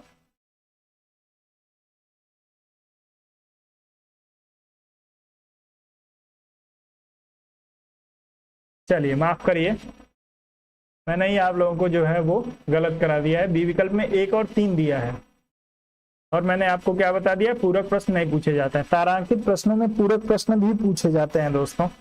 माफी चाहता हूँ, 1 सेकंड धैर्य रखेंगे आप लोग। आपका जो है तारांकित जो प्रश्न होते हैं उसमें जो है आपका मौखिक उत्तर दिया जाएगा और इसमें पूरक प्रश्न पूछा जाएगा। तो आप लोग जो है बी विकल्प के साथ ही जाइए। बिल्कुल आप सभी लोगों का उत्तर जो है कमलेश जी ध्यान दिलाने के लिए बिल्कुल आप सभी लोगों को धन्यवाद दोस्तों। चलिए, तो आप लोग इसके लिए क्षमा करिएगा। तारांकित जो प्रश्न होते हैं कुल 20 संख्या होती है इनकी। पूरक प्रश्न इस पे पूछा जा सकता है, मौखिक उत्तर दिया जाता है। तो आप लोग बी विकल्प के साथ ही जाएंगे। बी विकल्प के अलावा जो है आपको किसी और विकल्प का चुनाव करने की जरूरत नहीं है।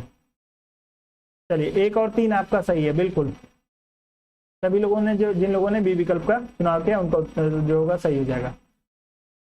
चलिए, तो आप लोग जो बी विकल्प के साथ आप लोग मैच कर लीजिए।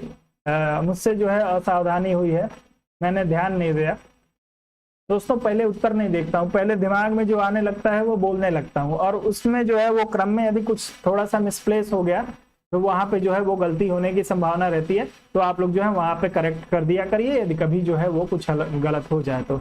चलिए, क्षमा चाहता हूँ आप सभी से, ध्यान रखेंगे अपने दिमाग से। पिछला डेटा आप लोग जो है जो इस प्रश्न का डेटा है उसको फॉर्मेट करिए और नया डेटा आप लोग कलेक्ट करेंगे।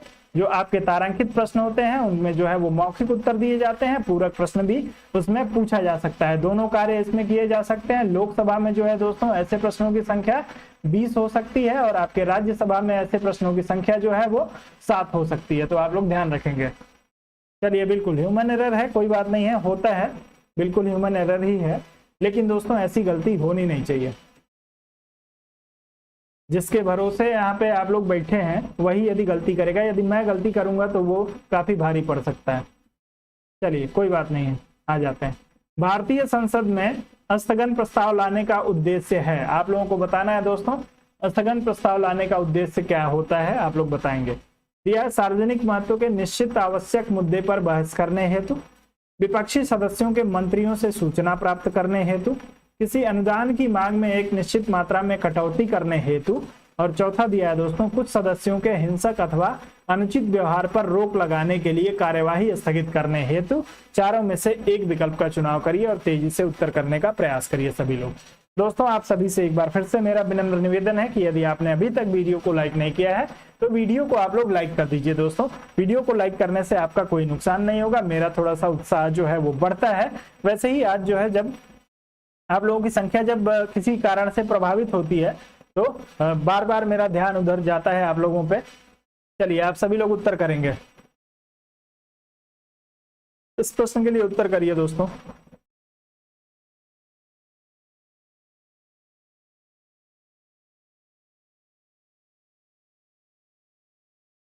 चलें, तो आप लोग जो है इस प्रश्न में आपसे स्थगन प्रस्ताव दिया है, आप लोग ये विकल्प का चुनाव करेंगे सार्वजनिक महत्व के निश्चित आवश्यक मुद्दे पर बहस करने हेतु। लेकिन मैंने आप लोगों को अभी पीछे एक प्रश्न कराया जिसमें मैंने आप लोगों को ध्यान दिलाया था कि स्थगन प्रस्ताव के जो है वो महत्व को कम किया है किसने, ध्यान आकर्षण प्रस्ताव ने। ध्यान आकर्षण प्रस्ताव में भी जो है दोस्तों आपके महत्वपूर्ण मुद्दे को उठाने के लिए जो है वो क्या किया जाता है, प्रश्न पूछा जाता है और उसका पूरक प्रश्न भी पूछा जाता है और सरकार के ध्यान को आकृष्ट कराया जाता है। और ध्यान आकर्षण प्रस्ताव की तरह जो है आपके, क्योंकि भारतीय संविधान में जो है वो स्थगन प्रस्ताव का ही प्रारंभ में जो है स्थगन प्रस्ताव ही था, बाद में जो है आपके ध्यान आकर्षण प्रस्ताव को जो है वो माफ करिएगा, दोनों आपके भारतीय संविधान में ही है, लेकिन जो है ध्यान आकर्षण प्रस्ताव जो है आपके भारत की देन है और जो है इसको जो है स्थगन प्रस्ताव को भारतीय संविधान में रखा गया था। आप लोग इस चीज को ध्यान रखिएगा। बोलना कुछ और चाह रहा था, बोल कुछ और रहा हूं, बोलना चाह रहा था कि जो आपका जो है ध्यान आकर्षण प्रस्ताव भारत की देन है, इस चीज को आप लोग ध्यान रखिएगा। और उसमें जो है स्थगन प्रस्ताव में भी आपके सार्वजनिक महत्व के मुद्दे को उठाया जाता है और आपके जो है वो ध्यान आकर्षण प्रस्ताव में, दोनों में जो है आप लोगों को अंतर स्पष्ट कर लेना है। अंतर यदि स्पष्ट नहीं रहेगा तो आपका जो होगा प्रश्न वहां पे गलत हो सकता है। ए विकल्प आपका जो होगा वो बिल्कुल सही हो जाएगा। आगे बढ़ते हैं, अगले प्रश्न पे चलते हैं। अगला दिया है संघ सरकार के संदर्भ में निम्नलिखित कथनों पर विचार करिए। आप लोगों को कथन दिया गया है दोस्तों और विचार करना है। कैबिनेट सचिव की सलाह पर प्रधानमंत्री द्वारा भारत सरकार के मंत्रालयों अब्लिक विभागों का सृजन किया जाता है।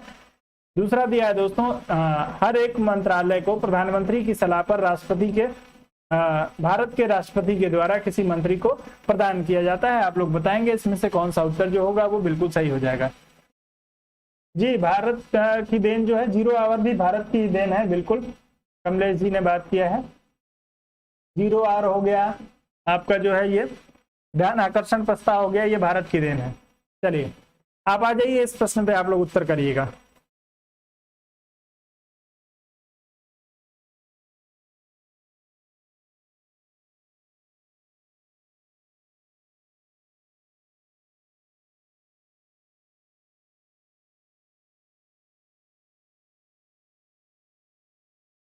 चलें सब लोग उत्तर करें दोस्तों इस प्रश्न के लिए, इतना ज्यादा सोचने की जरूरत नहीं है।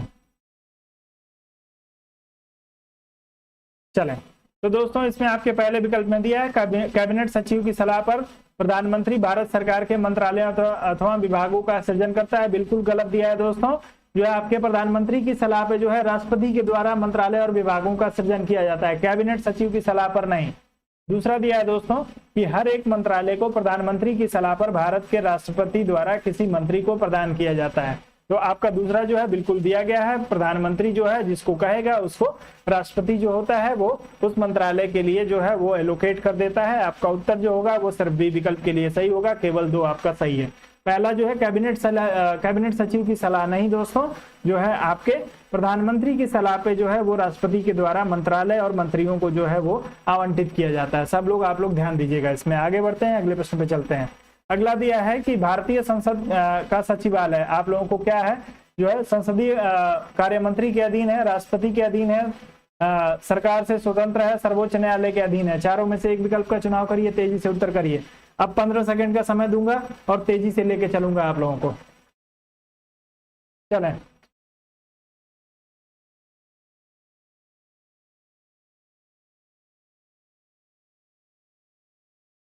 भारतीय संसद के सचिवालय के लिए आप लोगों को उत्तर करना है दोस्तों, तेजी से करिए सभी लोग।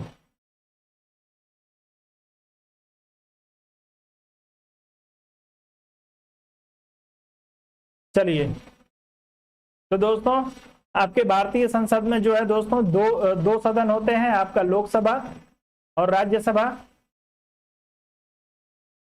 लोकसभा का अपना जो होता है वो सचिवालय होता है, आप लोग ध्यान रखेंगे, इसका अपना सचिवालय और इनका अपना सचिवालय, दोनों का अलग अलग सचिवालय होता है और दोनों जो है दोस्तों सरकार से स्वतंत्र होकर कार्य करते हैं। आपका सी विकल्प इसमें सही होगा। ए विकल्प का चुनाव आप लोग बिल्कुल नहीं करेंगे, सी विकल्प का चुनाव करेंगे। सरकार से स्वतंत्र होकर सचिवालय कार्य करता है, सरकार से स्वतंत्र संस्था के रूप में। तो आप लोग ध्यान रखेंगे इस प्रश्न में सी विकल्प के साथ ही आप लोग जाइएगा। चलिए आगे बढ़ जाते हैं, अगले प्रश्न पे चलते हैं। सरकार से स्वतंत्र है, किसी के अधीन नहीं है सचिवालय। चलिए भारतीय संसद की संप्रभुता प्रतिबंधित है, आप लोगों को बताना है भारतीय संसद की संप्रभुता जो है वो प्रतिबंधित है। विकल्प दिया है आपको भारत के राष्ट्रपति की शक्तियों से, न्यायिक समीक्षा से, विपक्षी दल के नेता से या भारत के प्रधानमंत्री की शक्तियों से। चारों में से किसी एक विकल्प का चुनाव करिएगा, तेजी से उत्तर करने का प्रयास करिएगा। चलें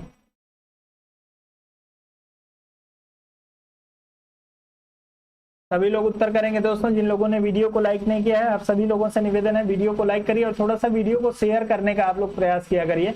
आप लोग वीडियो को सभी लोग थोड़ा थोड़ा शेयर किया करिए, एक दो बार यदि आप लोग शेयर करेंगे दोस्तों तो काफी सारे शेयर हो जाएंगे। सोशल मीडिया पे जो है किसी का भी शेयर दिखता नहीं है दोस्तों, आप लोग कभी करते नहीं है। चलें तो दोस्तों जुडिशियल रिव्यू या न्यायिक समीक्षा के आधार पर जो है भारतीय संविधान की जो संप्रभुता है वो प्रतिबंधित होती है। आप सभी लोगों को संप्रभुता, आप लोग राजनीति विज्ञान के जो है वो छात्र हैं, संप्रभुता के बारे में पता है। संप्रभु कौन होगा जिसके ऊपर किसी का भी नियंत्रण ना हो। तो जो है संप्रभुता एक ऐसी अवधारणा जो है वो आपके एक अपने क्षेत्र में जो है वो स्वतंत्र होकर कार्य करने वाली जो संस्था होती है या जो व्यक्ति होता है उसे संप्रभु कहा जाता है।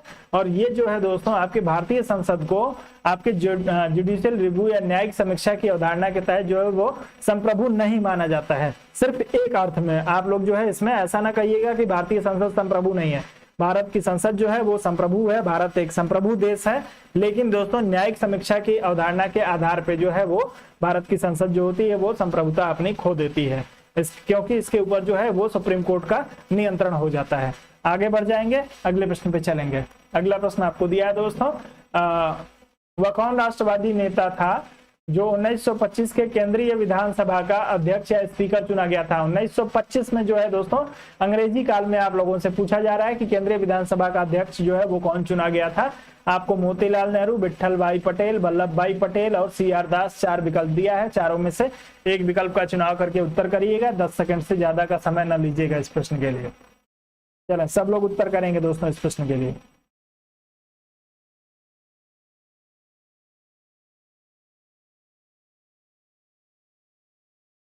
चलिए सभी लोगों का उत्तर बी विकल्प के लिए विट्ठल भाई पटेल के लिए आ रहा है दोस्तों। विट्ठल भाई पटेल को जो है वो ब्रिटिश भारत के जो है वो केंद्रीय जो है विधानसभा का अध्यक्ष बनाया गया था। ये आपके 1925 से जो है 1930 तक 5 वर्ष इन्होंने विधानसभा अध्यक्ष के रूप में कार्य किया था। आप लोग ध्यान रखेंगे, बी विकल्प सही हो जाएगा।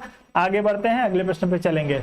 अगला जो प्रश्न दिया है दोस्तों, आप लोगों को थोड़ा सा इसको मुझे फिर से एडजस्ट करना पड़ेगा, कोई बात नहीं है, मैं कर लूंगा। निम्न कथनों पर विचार करिए। आपको जो है कथन पे विचार करना है और उसके बाद से अपना जो है सत्य कथन का चुनाव करना है। आप लोग जो है ध्यान से पढ़िए और उत्तर करिए। पहला दिया है दोस्तों, लोक लेखा तथा सार्वजनिक उपक्रमों की समितियों से राज्यसभा के सदस्य भी संबंधित होते हैं, जबकि प्राक्कलन समिति के लिए केवल लोकसभा से लिए जाते हैं। दूसरा दिया है दोस्तों, संसदीय कार्य मंत्रालय कुल मिलाकर संसदीय कार्यों की मंत्रिमंडलीय समिति के निर्देशन में कार्य करती है। और तीसरा दिया है दोस्तों, विभिन्न मंत्रालयों में भारत सरकार द्वारा गठित समितियों, परिषदों एवं मंडलों एवं आयोगों के सदस्यों को संसदीय कार्य मंत्री नामित कर सकता है। आप लोग इसमें से किसी एक विकल्प का चुनाव करिए और तेजी से उत्तर करने का प्रयास करिए। इसमें कौन कौन सा जो है वो कथन सत्य दिया हुआ है, चारों कथन को ध्यान से आप लोग पढ़ के उत्तर करिएगा। चलें,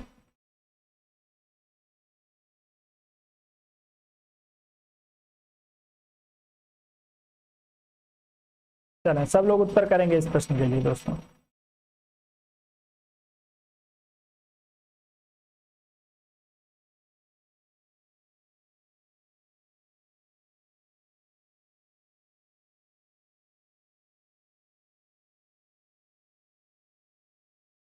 चलें, आप सभी लोगों का उत्तर आ रहा है दोस्तों इस प्रश्न में। तो पहला दिया है दोस्तों, लोकसभा तथा सार्वजनिक उपक्रम समितियों में राज्यसभा के सदस्य भी सम्मिलित होते हैं दोस्तों। बिल्कुल लोक लेखा दिया हुआ है, तो इसमें जो है राज्यसभा के सदस्य सम्मिलित होते हैं, आप सभी को पता है। जबकि प्राक्कलन समिति के लिए जो है केवल लोकसभा, प्राक्कलन समिति 30 सदस्यों की एक समिति है जिसमें सिर्फ लोकसभा के लोग जो होते हैं वो शामिल होते हैं। पहला विकल्प आपको बिल्कुल सही दिया है। दूसरा दिया है दोस्तों, संसदीय कार्य मंत्रालय कुल मिलाकर संसदीय कार्यों की मंत्रिमंडलीय समिति के निर्देशन में कार्य करता है। बिल्कुल दोस्तों, संसदीय कार्य मंत्रालय जो है वो संसदीय आपके जो है वो मंत्रिमंडल की जो संसदीय मंत्रिमंडल समिति है उसके निर्देशन में ही कार्य करता है। बिल्कुल सही दिया हुआ है। और तीसरा दिया है दोस्तों आपका कि विभिन्न मंत्रालयों में भारत सरकार द्वारा गठित समितियों, परिषदों, मंडलों एवं आयोगों के सदस्यों को संसदीय कार्य मंत्री नामित करता है। बिल्कुल दोस्तों, आपका तीनों जो दिया हुआ है वो बिल्कुल सही दिया है। यदि आप डी विकल्प की बात कर रहे हैं तो आपका उत्तर जो होगा वो बिल्कुल सही हो जाएगा। इस प्रश्न में आप लोग डी विकल्प के साथ ही जाइएगा। लोक लेखा समिति में कितने सदस्य होते हैं कमेंट करके आप लोग बता दीजिए लोक लेखा समिति के लिए। चलिए कोई बात नहीं है, लोक लेखा समिति में जो है वो आपके 15 और 7 21 सदस्य होते हैं, ध्यान रखिएगा। आगे बढ़ते हैं, अगला प्रश्न दिया है दोस्तों, सार्वजनिक लेखा समिति अपनी आख्या प्रस्तुत करती है। किसको जो है सार्वजनिक लेखा समिति अपनी आख्या प्रस्तुत करती है? संसद को, राष्ट्रपति को, प्रधानमंत्री को या वित्त मंत्री को? चारों में से एक का चुनाव कर लीजिएगा। चलिए 15, 7, 22 जी बिल्कुल। मुझे जोड़ना पड़ जाता है दोस्तों, थोड़ा सा मैथ मेरा जो है वो कमजोर है। डेटा याद रखता हूं जोड़ना पड़ता है। 15×7 = 21 की 15×7 = 22, तो 15×7 = 22 ही होता है। बिल्कुल घबराइए मत आप लोग। चलिए, सार्वजनिक लेखा समिति अपनी आख्या प्रस्तुत करती है। किसको प्रस्तुत करती है सार्वजनिक लेखा समिति अपनी आख्या? सभी लोग उत्तर करेंगे इस प्रश्न के लिए दोस्तों।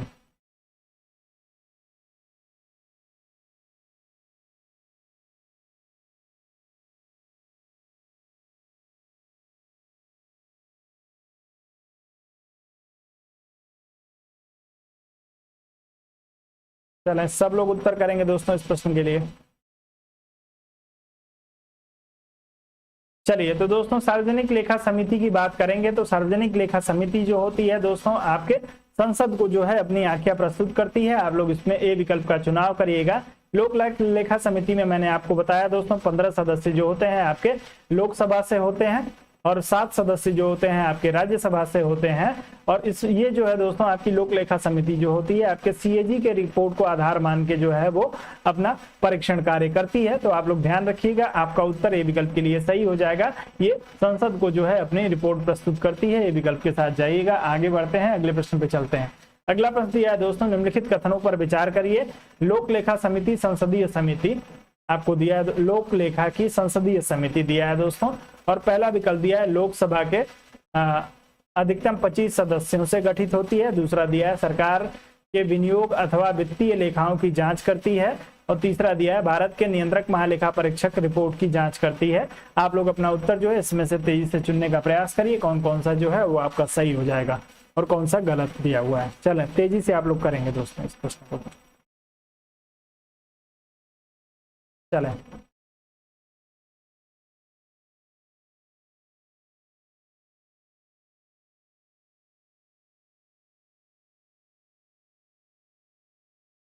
तो आप सभी लोग इस प्रश्न में धड़ल्ले से बी विकल्प की बात कर रहे हैं। तो दोस्तों आप सभी को पता है कि आपके लोक लेखा समिति में जो है वो 25 नहीं 22 सदस्य होते हैं, ध्यान रखना है।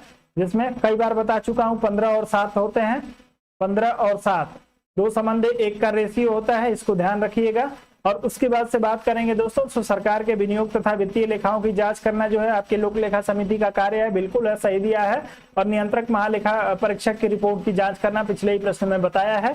तो आपके जो है 2 और 3 सही है। बी विकल्प आपका जो होगा बिल्कुल सही हो जाएगा। अन्य किसी विकल्प का चुनाव करने की जरूरत नहीं है। आगे बढ़ते हैं। अगला प्रश्न जो दिया है दोस्तों आपको, समिति दिया हुआ है लोक लेखा समिति, याचिका समिति, स्टॉक बाजार स्कैम संयुक्त समिति और विभागीय समिति। इसमें आपको बताना है कौन सी तदर्थ समिति है, कौन सी स्टैंडिंग समिति है, कौन सी वित्तीय समिति है और कौन सी जो है वो कार्यकारी समिति है। आप लोग जो है इसको तेजी से उत्तर करने का प्रयास करिएगा। इसको समिति को सुमेलित करिएगा, कौन किस प्रकार की समिति है वही आप लोगों को सुमेलित करना है दोस्तों।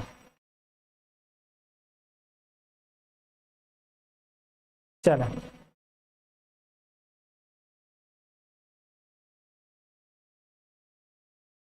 आज के क्वेश्चन गजब जरूर हैं, लेकिन दोस्तों आज के क्वेश्चन बहुत महत्वपूर्ण है। यहाँ से सवाल, बहुत सारे सवाल पूछे जाते रहे हैं आप लोगों के लिए। चलिए, और थोड़ा बहुत स्टैंडर्ड तो बढ़ाना पड़ेगा ना अपना। चलिए, सब लोग उत्तर करिए इस प्रश्न के लिए दोस्तों, समितियों को सम्मिलित कर दीजिए।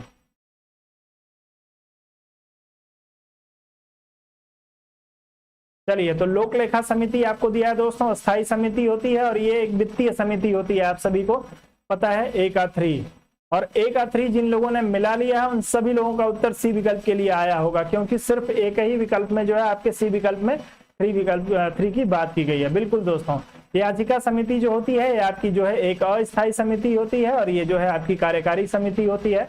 स्टॉक बाजार जो समिति की बात करेंगे दोस्तों, स्टॉक बाजार स्कैम संयुक्त समिति, तो ये जो आपकी होती है ये एक तदर्थ समिति होती है। आप लोग इसको ध्यान रखेंगे। और विभागीय समितियों की बात करेंगे दोस्तों, तो ये विभागीय समितियां जो होती हैं वो स्टैंडिंग समिति होती हैं। इनका जब कार्य होता है तो इनका उपयोग किया जाता है। तो आप लोग ध्यान रखिएगा, आपका जो है सी विकल्प इस प्रश्न के लिए बिल्कुल सही हो जाएगा। जितने लोगों ने सी विकल्प का चुनाव किया है उन सभी का उत्तर जो होगा बिल्कुल सही हो जाएगा। मैंने पहले ही आपको बताया है कि समितियां जो होती हैं वो सिर्फ 2 प्रकार की होती हैं, अस्थाई और तदर्थ। तो ये जो है आपकी अस्थाई और तदर्थ समितियों में से जो है वो आपकी वित्तीय समिति जो आपको दिया हुआ है ये आपकी जो है वो अस्थाई समिति है, वित्तीय समिति। बाकी जो है ये तदर्थ समितियां हैं आपकी। आगे बढ़ेंगे, आपकी एक तदर्थ समिति हो जाएगी, एक कार्यकारी समिति हो जाएगी और एक जो है आपकी स्टैंडिंग समिति हो जाएगी। चले आगे बढ़ेंगे। पहले ही मैंने बता दिया था सिर्फ 2 ही समितियां होती हैं और समितियां कई तरह की आ गई यहाँ पे। चलिए, तो अब आप लोगों को वहां पे कंफ्यूजन हो रहा होगा कि मैंने बताया 2 ही तरह की समितियां होती हैं, एक अस्थाई और एक तदर्थ। लेकिन दोस्तों प्रश्न में आपसे ये पूछा गया था कौन किससे संबंधित है, किस विभाग से संबंधित है, तो आप लोग इसको ध्यान रखिएगा। राज्यसभा के सदस्यों को संबद्ध नहीं किया जाता है, आपको बताना है दोस्तों किसमें जो है वो राज्यसभा के सदस्यों को शामिल नहीं किया जाता है। पब्लिक अकाउंट कमेटी में, एस्टीमेट कमेटी में, सार्वजनिक उद्योगों की कमेटी में, तीनों में से आप लोग अपना उत्तर चुनने का प्रयास करिएगा। राज्यसभा के सदस्यों को जो है वो संबद्ध नहीं किया जाता है, किसमें? पब्लिक अकाउंट, एस्टीमेट कमेटी, सभी लोग उत्तर करेंगे दोस्तों। पब्लिक अकाउंट लोक लेखा समिति को कहा जाता है और एस्टीमेट कमेटी जो होती है दोस्तों आपकी, चले उत्तर करिए आप सभी लोग। तो मैं आप लोगों को बता रहा था कि जो आपका जो है पब्लिक अकाउंट कमेटी यानी लोक लेखा समिति, एस्टीमेट कमेटी का मतलब जो होता है आपकी प्राक्कलन समिति होती है। चलिए तेजी से उत्तर करिएगा।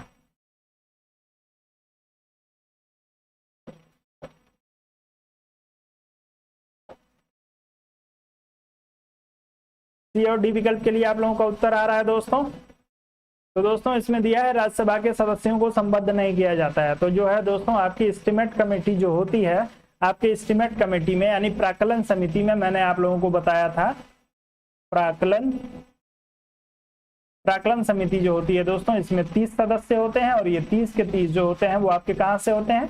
लोकसभा से होते हैं। तो सिर्फ आपके एस्टीमेट कमेटी में जो है वो इनको शामिल नहीं किया जाता है। बाकी पब्लिक अकाउंट, लोक लेखा में मतलब मैंने आपको बताया था, और सार्वजनिक उद्यमों की कमेटी, इन दोनों में जो है वो लोकसभा और राज्यसभा दोनों के सदस्य शामिल होते हैं। सिर्फ एक आपको एस्टीमेट कमेटी या प्राक्कलन समिति जो है उसमें 30 सदस्य आपके लोकसभा से होते हैं। तो आप लोग इस प्रश्न में जो है केवल सी विकल्प के साथ जाएंगे, उत्तर आपका जो होगा बिल्कुल सही हो जाएगा।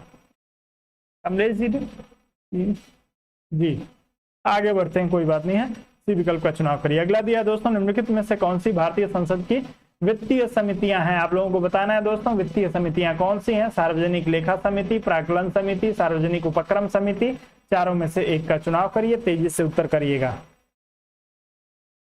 चलें, आपसे वित्तीय समिति पूछा गया है दोस्तों।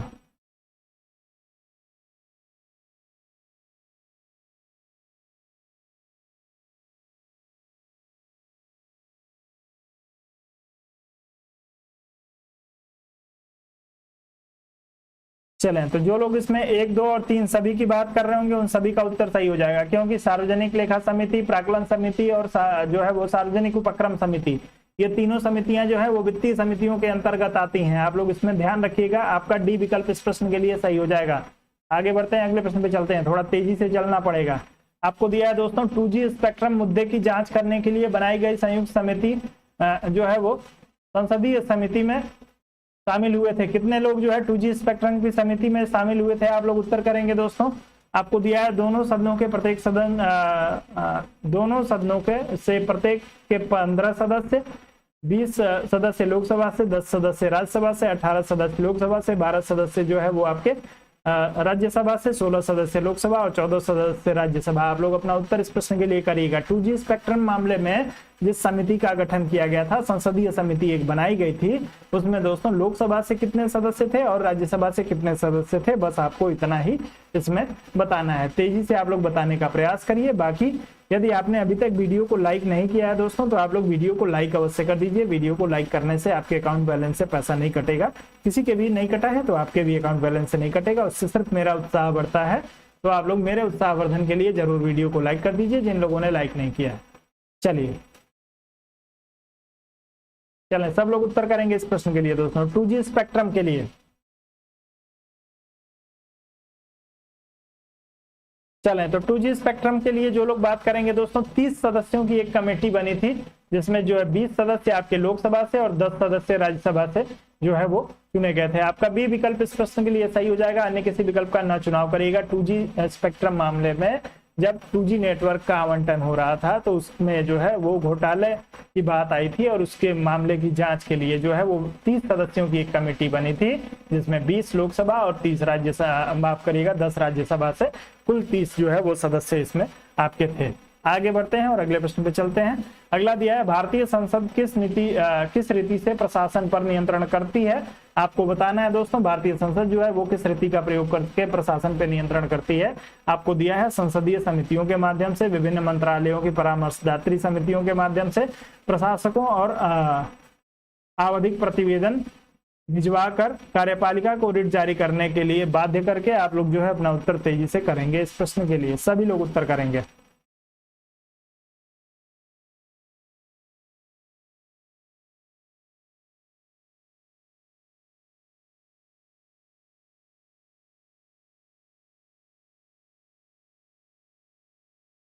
टू जी स्पेक्ट्रम वाली कमेटी को जेपीसी कमेटी कहा जाता है, आप लोग ध्यान रखिएगा, जेपीसी कमेटी भी कहा जाता है उसको।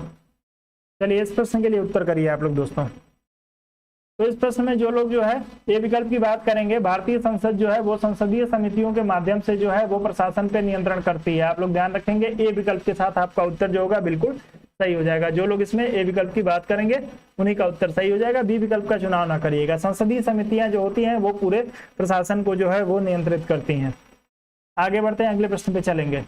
अगला दिया है, किस वर्ष में खाद्य मिलावट निवारण अधिनियम प्रथम बार लागू हुआ था। भारत में खाद्य मिलावट निवारण अधिनियम जो है कब लागू हुआ है, आप लोग बताएंगे। 1951, 1954, 1956, 1964 और 56, चारों में से एक का चुनाव करिए। 15 सेकंड का समय लीजिएगा। खाद्य मिलावट निवारण अधिनियम पहली बार, सभी लोग उत्तर करेंगे दोस्तों।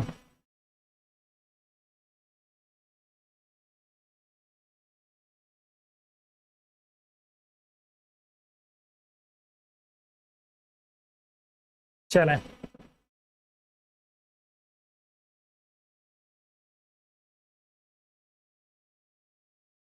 खाद्य वस्तुओं में मिलावट की जांच करने वो मिलावट को जो है वो एक अपराध माना जाता है। आप सभी को पता है, होली दिवाली में आप लोग देखते हैं कि जो आपका जो है FCI डिपार्टमेंट है वो जगह जगह पे जो है वो छापा मारता है, नकली खोवा नकली मिठाई जो है वो पकड़ी जाती है। तो इसके लिए जो है खाद्य मिलावट निवारण अधिनियम 1954 में आया था। आप लोग बी विकल्प के साथ जाएंगे तो आपका उत्तर जो होगा वो बिल्कुल सही हो जाएगा। अगले प्रश्न पे चलेंगे।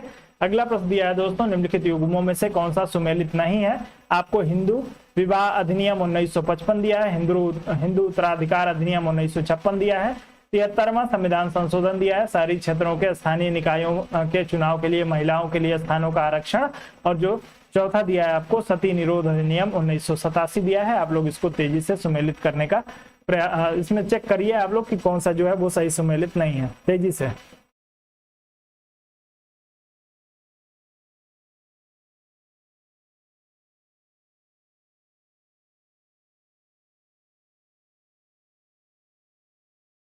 चलें, सब लोग उत्तर करेंगे इसमें कौन सा सही सुमेलित नहीं है। यदि सही सुमेलित नहीं है तो उसका सही क्या होगा।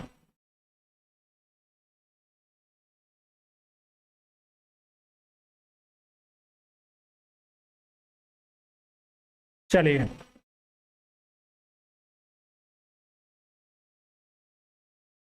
तो आप लोग इस प्रश्न में जो है वो बी और डी विकल्प की बात कर रहे हैं। कुछ लोग बी विकल्प की बात कर रहे हैं, कुछ लोग डी विकल्प की बात कर रहे हैं। तो आपका जो है हिंदू विवाह अधिनियम 1955 में आया था और हिंदू उत्तराधिकार अधिनियम जो है 1956 में आया था, बिल्कुल सही दिया है। 73वें संविधान संशोधन की जब भी बात की जाए दोस्तों, और 73वें संविधान संशोधन के साथ जो है यदि कहीं पे भी शहरी आ जाए तो आप लोग जो है वहां पे सावधान हो जाइए। 73वां संविधान संशोधन जो है वो आपके ग्राम पंचायत से संबंधित है। ग्रामीण शब्द उसमें आएगा या ग्राम शब्द आएगा। शहरी का जब भी सब जो आ जाए दोस्तों तो आप लोग जो है इसमें 74वां संविधान संशोधन जो है नगर पंचायत वगैरह जो है आपके 74वें संविधान संशोधन से, तो आपको जो है शहरी क्षेत्रों में स्थानीय निकायों के चुनाव में महिलाओं के लिए स्थानों का आरक्षण जो है वो 74वां संविधान संशोधन का विषय है, 73वां का विषय नहीं है। ये ग्रामीण क्षेत्र के लिए आप लोग जो है इसको ध्यान रखेंगे। बाकी सती निरोध अधिनियम 1987 बिल्कुल सही दिया है। तो इस प्रश्न में आप लोग जो है यदि सी विकल्प की बात करेंगे तो इसमें आपका जो होगा सी विकल्प जो होगा वो गलत दिया है। आप लोग इसको ध्यान रखिएगा। ये विषय जो है ये आपके 74वें संविधान संशोधन का है। तो आप लोगों को एक चीज ट्रिक याद कर लीजिए कि यदि शहरी आ जाए तो 74वां, ग्रामीण आ जाए तो आपका 73वां होगा। इस चीज को यदि आप भूल जाएंगे तो आप अपने पैर पे कुल्हाड़ी मारेंगे। आप लोग जानिएगा, आपका काम जानेगा, मेरा काम आप लोगों को बता देना है। मैं बहुत ही गुस्से में आपको ये चीज बता रहा हूं जी। चलिए, घरेलू हिंसा से महिलाओं की सुरक्षा अधिनियम कब लागू हुआ दोस्तों? घरेलू हिंसा से जो है महिलाओं की सुरक्षा करने हेतु जो है वो अधिनियम कब लागू किया गया था? 20 सितंबर 2005, 30 सितंबर 2006, 10 अक्टूबर 2006 और 26 अक्टूबर 2006। घरेलू हिंसा से संबंधित प्रश्न आप लोगों को दे दिया गया है, सभी लोग उत्तर करेंगे दोस्तों। घरेलू हिंसा को जो है एक कानूनी जो है वो जुर्म माना जाता है। तो आप लोग अपना उत्तर इस प्रश्न के लिए तेजी से करने का प्रयास करिएगा।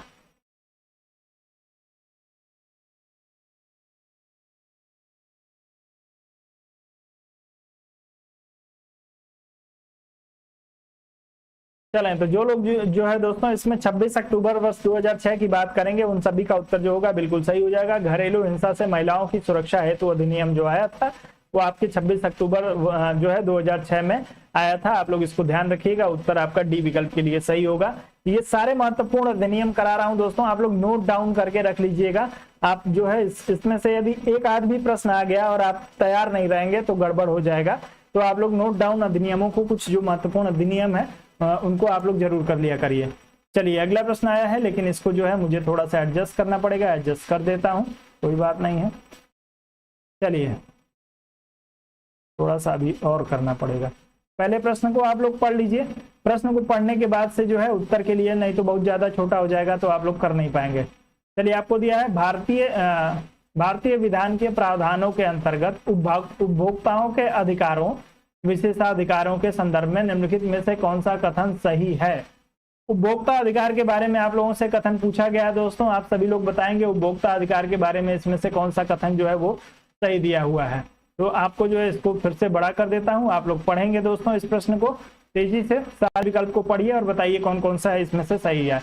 पहला दिया है उपभोक्ताओं को खाद्य की जांच करने के लिए नमूना लेने का अधिकार है। चलिए, ये है या नहीं है आप लोग बताएंगे। दूसरा दिया है उपभोक्ता यदि उपभोक्ता मंच से अपनी शिकायत दर्ज करता है तो उसके लिए कोई फीस नहीं देनी होगी, ये दूसरा दिया है। तीसरा दिया है उपभोक्ता की मृत्यु हो जाने पर उसका वैधानिक उत्तराधिकारी उसकी ओर से जो है उपभोक्ता मंच में शिकायत दर्ज कर सकता है। आप लोग बताएंगे इसमें से आपके चारों जो तीन जो स्टेटमेंट दिए हैं इसमें से कौन सा जो है वो सही है, कौन सा गलत है, उसके आधार पे आप लोग अपना उत्तर तेजी से करने का प्रयास करिएगा इस प्रश्न के लिए दोस्तों। चलिए, तेजी से उत्तर करिएगा, समय बहुत कम है आपके पास।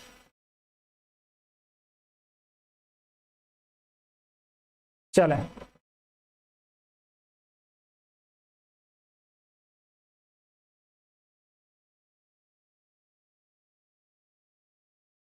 चलिए, सी और बी विकल्प के लिए आप लोग बात कर रहे हैं। तो दोस्तों, पहला आपको जो दिया हुआ है उसमें दिया है उपभोक्ताओं को खाद्य वस्तु की जांच का नमूना लेने का अधिकार है। यदि आप कहीं भी जा रहे हैं दोस्तों, यदि मान लीजिए कोई खाने वाली चीज जो है आप खरीद रहे हैं, जैसे मिठाई खरीद रहे हैं, तो आप जो है वो आपके उपभोक्ता संरक्षण अधिनियम के तहत जो है आपको ये अधिकार दिया गया है कि आप उस मिठाई वाले से कहिए कि जो मिठाई आप मुझे दे रहे हैं उसका एक सैंपल दीजिए। तो वो सैंपल लेने का अधिकार आपको है, बिल्कुल यहाँ पे सही दिया हुआ है। दूसरा दिया है उपभोक्ता यदि उपभोक्ता मंच में अपनी शिकायत दर्ज करते हैं तो उसके लिए कोई फीस नहीं देनी होगी। ऐसा नहीं है दोस्तों, निर्धारित शुल्क जो होगा वो आपको जो है आपके उस मंच को जो है वो देना पड़ेगा। उपभोक्ता मंच को आपको जो है निर्धारित शुल्क देना पड़ता है, बिना शुल्क के ये आपकी ये भी नहीं सुनेंगे। तो आपका जो है दूसरा गलत हो जाएगा। तीसरा दिया है उपभोक्ता की मृत्यु हो जाने पर उसका वैधानिक उत्तराधिकारी उसकी ओर से उपभोक्ता मंच में शिकायत दर्ज कर सकता है। दोस्तों, जैसे मान लीजिए कि ऐसा किसी के साथ भी ना हो, लेकिन यदि कोई व्यक्ति जो है वो कोई सामान खरीद के ले आता है और उस सामान की वजह से उसकी मृत्यु हो जाती है, या वैसे भी जैसे मान लीजिए कि कोई सामान आपके घर में आ गया और जो है जो व्यक्ति खरीद के लाया वो उपस्थित नहीं है, या किसी भी व्यक्ति की ऐसा ना हो किसी के घर में, तो दोस्तों कोई भी सामान यदि कोई खरीद के ले आता है, आप सीधे ऐसे समझिए, और उस व्यक्ति की जो है मृत्यु हो जाती है, तो उसका जो उत्तराधिकारी होता है वो जो है उसके लिए जो है उपभोक्ता फोरम में शिकायत कर सकता है। आपका जो है तीसरा विकल्प भी सही दिया है, तो आप 1 और 3 के साथ जाइएगा, उत्तर बिल्कुल सही हो जाएगा। जो लोग सी विकल्प की बात करेंगे, अन्य किसी विकल्प की बात करने की जरूरत यहाँ पे बिल्कुल नहीं है दोस्तों। आगे बढ़ते हैं, अगले प्रश्न पे चलेंगे। अगला दिया है अनुसूचित जाति और अनुसूचित जनजाति अत्याचार निवारण अधिनियम 1989 प्रवृत्त हुआ था। आप लोग दो चीज याद रखिएगा कि अनुसूचित जाति अनुसूचित जनजाति अत्याचार निवारण अधिनियम जो है आपके 1989 में आया था। कब प्रवृत्त हुआ था? 1 जुलाई 1989 को, 30 जनवरी 1990 को, 30 जुलाई 1989 को या 1 जनवरी 1990 को। आप लोग तेजी से इस प्रश्न के लिए उत्तर करने का प्रयास करिएगा, जितनी तेजी से संभव हो सके उतनी तेजी से उत्तर करिए आप लोग। चलिए, अनुसूचित जाति और अनुसूचित जनजाति अत्याचार निवारण अधिनियम 1989 कब जो है वो आपका लागू होगा? आप लोग तेजी से उत्तर करेंगे इस प्रश्न के लिए दोस्तों। और जिन दोस्तों ने वीडियो को लाइक नहीं किया है उन सभी से निवेदन है आप लोग वीडियो को लाइक अवश्य कर दिया करिए। चलिए, तो जो लोग इसमें 30 जनवरी 1990 का चुनाव करेंगे उन सभी का उत्तर सही हो जाएगा। 30 जनवरी 1990 को जो है आपका अनुसूचित जाति अनुसूचित जनजाति अत्याचार निवारण अधिनियम 1989 जो है वो अंतिम रूप से राष्ट्रपति के हस्ताक्षर के बाद से लागू हुआ था। अगले प्रश्न पे चलते हैं दोस्तों। अगला प्रश्न दिया है अनुसूचित जाति और अनुसूचित जनजाति अत्याचार निवारण अधिनियम 1989 के अंतर्गत सामूहिक जुर्माना अधिरोपित और वसूल करने की शक्ति किसको है? आपके इस अधिनियम के तहत जो है वो जो जुर्माना लगाया जाएगा, सामूहिक जुर्माना, वो किसके द्वारा जो है वो वसूल किया जाएगा? आप लोग बताएंगे। जिला मजिस्ट्रेट, राज्य सरकार, विशेष न्यायालय, उच्च न्यायालय। आप लोग चारों में से किसी एक का चुनाव करिएगा। सामूहिक जुर्माना जो है आरोपित करने का यानी जुर्माना लगाने का और उसे वसूल करने का अधिकार किसको है? आप लोग तेजी से उत्तर करेंगे सभी लोग। वीडियो को आप लोग लाइक करिए दोस्तों, जरूर आप सभी लोग वीडियो को लाइक और शेयर कर दिया करिए। नियमित रूप से टीजीटी पीजीटी की परीक्षा के लिए आप लोगों के लिए जो है वो एक प्रश्नों का संग्रह लेके उपस्थित हो जाता हूँ, सब लोग उत्तर करेंगे। चलिए, तो इसमें आप लोग ध्यान रखिएगा, राज्य सरकार जो है वो जुर्माना लगाएगी और राज्य सरकार ही इसको वसूलेगी।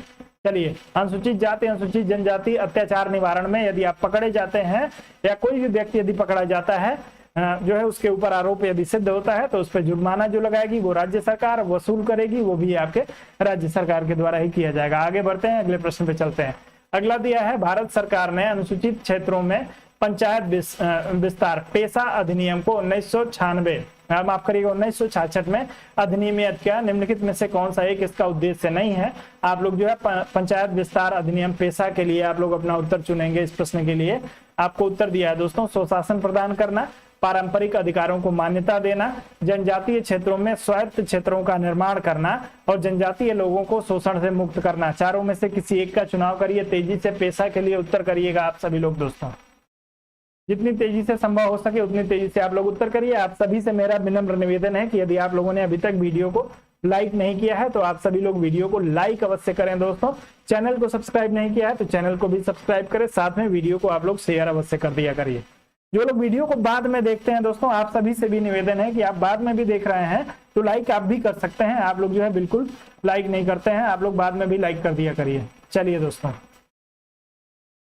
तो दोस्तों इस प्रश्न में आप लोग जो है सी विकल्प का चुनाव करिएगा। जनजातीय क्षेत्रों में स्वायत्त क्षेत्रों का निर्माण करना इसका उद्देश्य नहीं है।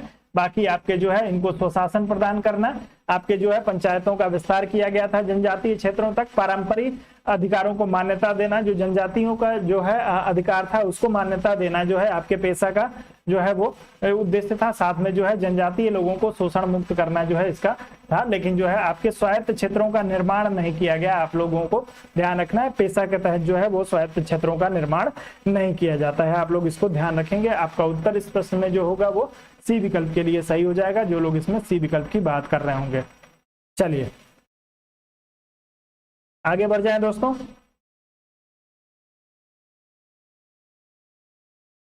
अगला प्रश्न दिया है, संसद में सूचना अधिकार अधिनियम को भारत के राष्ट्रपति की स्वीकृति प्राप्त हुई थी। सूचना अधिकार अधिनियम को राष्ट्रपति की स्वीकृति कब प्राप्त हुई थी? आप लोग बताइएगा। 15 मई 2005, 5 जून 2005, 15 जून 2005 और 12 अक्टूबर 2005। तेजी से उत्तर करिएगा। अब वर्ष लगातार पूछा जाता रहा है, हर बार आपसे सिर्फ वर्ष ही नहीं पूछा जाएगा कि सूचना का अधिकार कब आया, आपसे डेट भी पूछा जा सकता है। तो आप लोग उत्तर करेंगे इस प्रश्न के लिए दोस्तों। किसके साथ जो है राष्ट्रपति कौन था जिसने जो है वो सूचना के अधिकार को अनुमति दी थी? आप लोग उत्तर करेंगे। किस राष्ट्रपति के काल में जो है वो इसको दिया गया था? आप लोग उत्तर करेंगे। अर्थात किस राष्ट्रपति ने इस पे हस्ताक्षर किया अंतिम रूप से?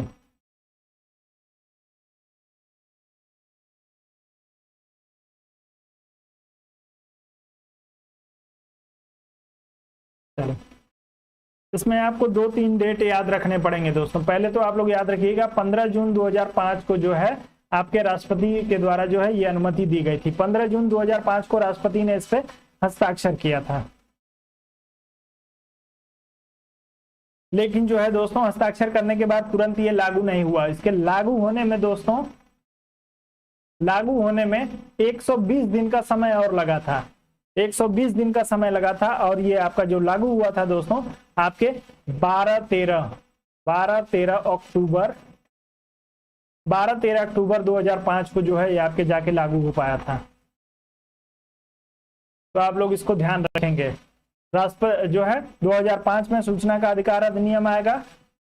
जी बिल्कुल। तो बाकी जो इसके राष्ट्रपति मैंने आपसे पूछा था तो डॉक्टर एपीजे अब्दुल कलाम जो है, एपीजे अब्दुल कलाम आपके जो है इसके इस समय जो है वो राष्ट्रपति थे। इन्होंने 15 जून 2005 को इस पे हस्ताक्षर किया। 120 दिन के बाद से जो है आपके 12-13 अक्टूबर 2005 को जो है 12-13 अक्टूबर मध्य रात्रि से जो है इसको जो है वो लागू किया गया पूरे भारत पे। तो आप लोग ध्यान रखेंगे, आपका डी विकल्प सी विकल्प जो होगा इस प्रश्न के लिए सही हो जाएगा। अब्दुल कलाम जी जो है वो भारत के मिसाइल मैन जो है उस समय राष्ट्रपति थे। आगे बढ़ते हैं, अगले प्रश्न पे चलेंगे। अगला भी प्रश्न जो है दोस्तों आपके सूचना के अधिकार अधिनियम से ही संबंधित है। आप लोग उत्तर करेंगे इस प्रश्न के लिए। सूचना का अधिकार अधिनियम 2005 के बारे में निम्नलिखित कथनों पर विचार कीजिए तथा उसे चुनिए जो प्रावधानित नहीं है अथवा विशिष्ट से विमुक्त है। आप लोगों को सीधे बताना है इसमें से कौन सा जो है वो गलत है। आप लोग चारों में से किसी एक विकल्प का चुनाव करिएगा। आपको दिया है जम्मू कश्मीर राज्य में लागू नहीं है। दूसरा दिया है आवेदक जो सूचना हेतु अनुरोध करता है उसे सूचना मांगे जाने के कारण देना होगा। तीसरा दिया है दोस्तों मुख्य सूचना आयुक्त का हटाया जाना, मुख्य सूचना आयुक्त का हटाया। जी बिल्कुल। चलिए, और चौथा दिया है दोस्तों प्रत्येक सूचना आयुक्त अपने पद पर 5 वर्ष की अवधि जब वह 65 वर्ष की आयु को पूरा हो जाए, दोनों में से जो एक पहले तक होगा। आप लोगों को बताना है इसमें से कौन सा आपका उत्तर जो होगा वो सही होगा। सभी लोग उत्तर करेंगे आपके इस प्रश्न के लिए। कौन सा सही नहीं है उसी के आधार पे आप लोगों को उत्तर करना है दोस्तों।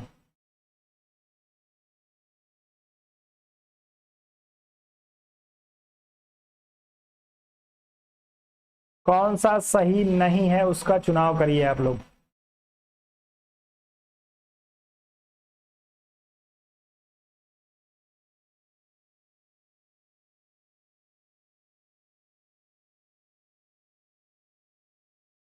चलें, तो दोस्तों जब ये प्रश्न पूछा गया था उस समय जो है ये आपके जम्मू कश्मीर में लागू नहीं था, लेकिन अब जो है आपके जम्मू कश्मीर में भी ये जो होगा वो लागू हो जाएगा। तो आपको जो है इसको ध्यान रखना है। प्रश्न पूछे जाने के दौरान जो है जम्मू कश्मीर एक राज्य के रूप में था और वहां पे जो है इसको लागू नहीं किया गया था। तो आप लोग इसको ध्यान रखेंगे। अब जो है अब ये आपका लागू है, अब इस चीज को ध्यान रखिएगा। अब चूंकि जम्मू कश्मीर जो है एक यूनियन टेरिटरी के रूप में सम्मिलित है, तो आप लोग इसको ध्यान रखेंगे। उसके बाद से आपको दूसरा विकल्प जो दिया है दोस्तों कि आवेदक जो सूचना है तो अनुरोध करता है उसे सूचना मांगे जाने के कारणों को देना होगा।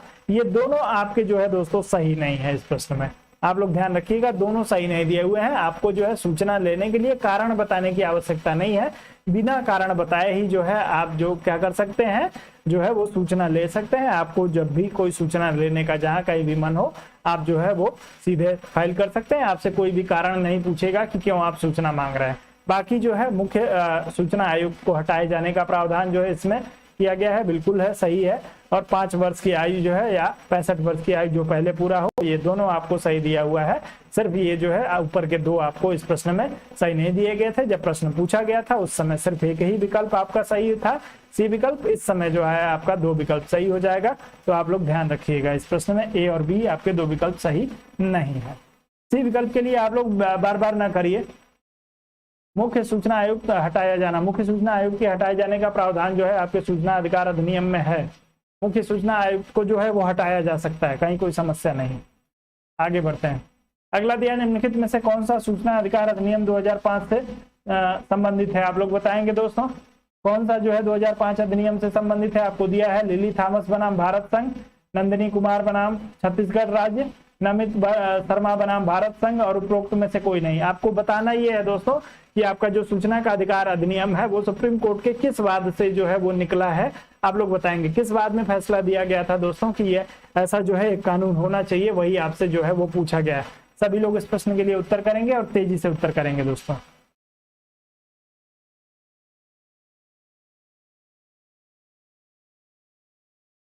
चलिए, किस वाद में सूचना के अधिकार का जन्म हुआ था, सब लोग उत्तर करेंगे दोस्तों।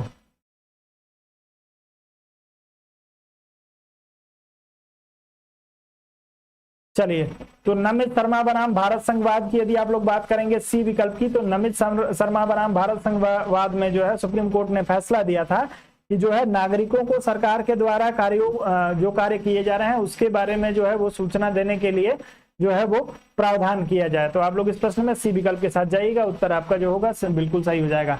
आगे बढ़ते हैं, अगला प्रश्न दिया है दोस्तों आपको। चलिए, एक दो प्रश्न और बचा है, अब उसके बाद प्रश्न नहीं बचा है। सेशन जो है लंबा जरूर हो गया है आज, चूंकि कल का सेशन जो है वो थोड़ा डिस्टर्ब हो गया था, उसकी वजह से कल और आज के दोनों जो है वो सेशन दोनों प्रश्न जो है आपको इसमें से आज देखने को मिल रहे हैं। प्रश्न को पहले पढ़ लीजिए, उसके बाद उत्तर जो है आप लोग पढ़िएगा। दिया है दोस्तों प्रश्न की राष्ट्रीय हरित न्यायाधिकरण ग्रीन ट्रिब्यूनल आपसे पूछा जा रहा है अधिनियम 2010 भारतीय संविधान के निम्नलिखित में से कौन से प्रावधान अनुरूप अधिनियमित हुआ था। आप लोग बताएंगे दोस्तों, जो आपका जो है हरित न्यायाधिकरण अधिनियम 2010 में जो पारित हुआ है इसमें से कौन सा प्रावधान है। आप लोग जो है तेजी से अपना तीन आपको स्टेटमेंट दिए गए हैं, तीनों स्टेटमेंट पढ़ लीजिए और उत्तर करिए। पहला दिया है दोस्तों स्वस्थ पर्यावरण के अधिकार के अनुरूप जो अनुच्छेद 21 के अंतर्गत जीवन के अधिकार का अंग माना जाता है। ग्रीन ट्रिब्यूनल की स्थापना क्यों की गई थी, यही आप लोगों को बताना है।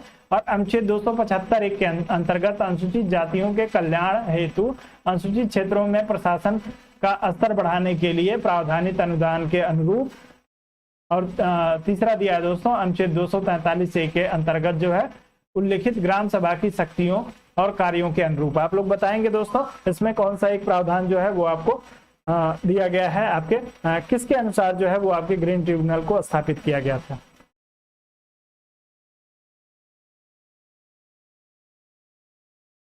चलें, सब लोग उत्तर करेंगे दोस्तों, इस प्रश्न के लिए तेजी से उत्तर करिए।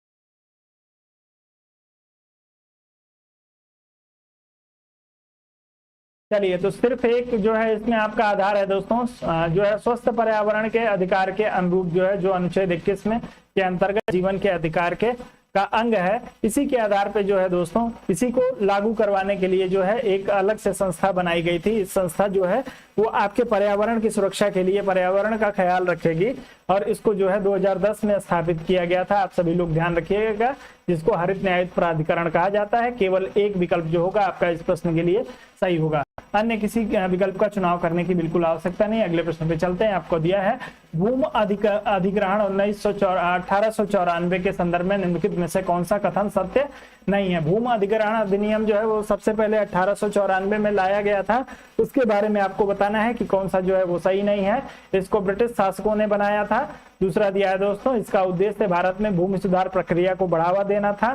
तीसरा दिया हुआ यह भारत की संसद के एक अन्य अधिनियम द्वारा स्थापित किया जा चुका है और इसका जो है क्रियान्वयन विवादित हो गया है। आप लोग अपना उत्तर जो है तेजी से करने का प्रयास करेंगे। चलिए, तेजी से उत्तर करिएगा।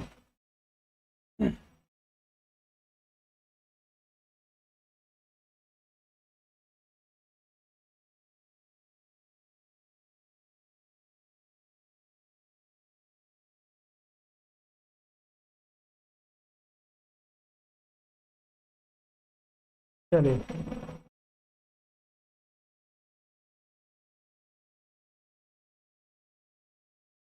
तो दोस्तों भूमि अधिग्रहण जो है वो अंग्रेजों के शासनकाल में लाया गया था 1894 में, और इसका जो इसमें से नहीं पूछा है तो इसका उद्देश्य जो है भारत में भूमि सुधार को बढ़ावा देना नहीं था।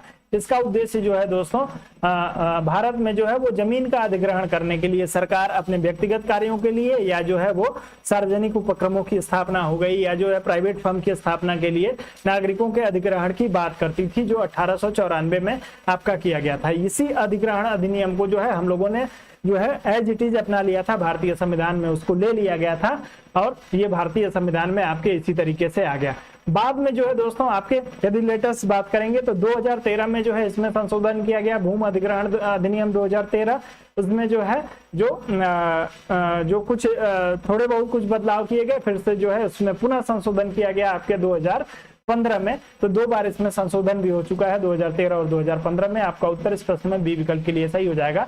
इसका भूमि सुधार इसका उद्देश्य नहीं है दोस्तों। यदि मान लीजिए रेलवे बनाना हो, मेट्रो बनाना हो, चलिए कोई बात नहीं, रेलवे बनाना हो, मेट्रो बनाना हो, कोई सरकारी ऑफिस बनाना हो, सड़क बनानी हो, उसके लिए जो है दोस्तों जो भी सार्वजनिक उपक्रम है या कई बार निजी मामलों में भी जो है दोस्तों कोई फैक्ट्री स्थापित करनी हो, उसके लिए जो है सरकार 4 गुना मुआवजा देके जो है आपके भूमि को अधिग्रहित कर सकती है। आप सभी को पता है। आपका उत्तर जो होगा इस प्रश्न में बी विकल्प के लिए सही हो जाएगा। भूमि सुधार इसका हिस्सा नहीं है। तो दोस्तों आगे बढ़ते हैं और अब यहाँ पे जो है हमारा सेशन जो होगा वो अब कंप्लीट हो जाएगा। आज का सेशन अब यहीं पे, आज के सेशन को थोड़ा सा लंबा मैंने कर दिया था दोस्तों, प्रश्न आज ज्यादा थे तो कोई बात नहीं है, थोड़े से 1 आध दिन जो है आप लोग, और मेहनत करने से कभी ना कतराइए आप सभी लोग दोस्तों।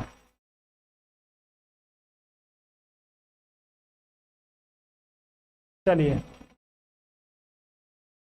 बाकी आप लोग दोस्तों यदि इस सेशन का मेंबरशिप लेना चाहते हैं तो आप सभी को पता है इसमें जो है 250 रुपए का शुल्क इसके लिए निर्धारित किया गया है।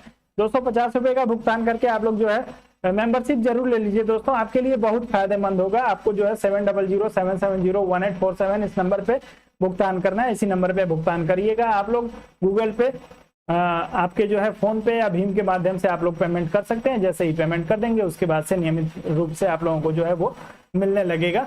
तो आप लोग जो है जरूर जो है सेशन को का मेंबरशिप आप लोग ले लीजिए, आपके लिए महत्वपूर्ण होगा। साथ में जो लोग ज्योग्राफी विषय से तैयारी कर रहे हैं उनके लिए दोस्तों मैं बता दूं कि ज्योग्राफी का जो है वो प्रैक्टिस सेशन आप लोगों का सुबह 8 बजे जो होगा संचालित हो रहा है। तो यदि आप ज्योग्राफी के प्रश्नों को करना चाहते हैं, अभ्यास करना चाहते हैं तो सुबह 8 बजे आप लोग हमारे साथ जुड़ जाइए। और यदि आप जो है राजनीतिक सिद्धांत पढ़ना चाहते हैं दोस्तों तो राजनीतिक सिद्धांत और विचारकों की जो आपकी क्लास होगी इसके लिए शुल्क 1499 रुपए निर्धारित किया गया है। इसमें सिर्फ और सिर्फ आपको जो है राजनीतिक सिद्धांत और विचारक मैं पढ़ाऊंगा। भारतीय संविधान इसमें इंक्लूड नहीं है। भारतीय संविधान आप सभी लोग जो है वो अपने से जो है वो पढ़िए। भारतीय संविधान में आपको अधिकतम चीजें जो है वो समझनी है और याद करनी है। उसमें कुछ आपको बहुत ज्यादा पढ़ने पढ़ाने वाली चीज नहीं है। लेकिन राजनीतिक सिद्धांत और जो आपके विचारक हैं ये आपको पढ़ना, आपको जो है वो मैं आप लोगों को क्लियर कराऊंगा। शुल्क इसके लिए 1499 रुपए रखा गया है।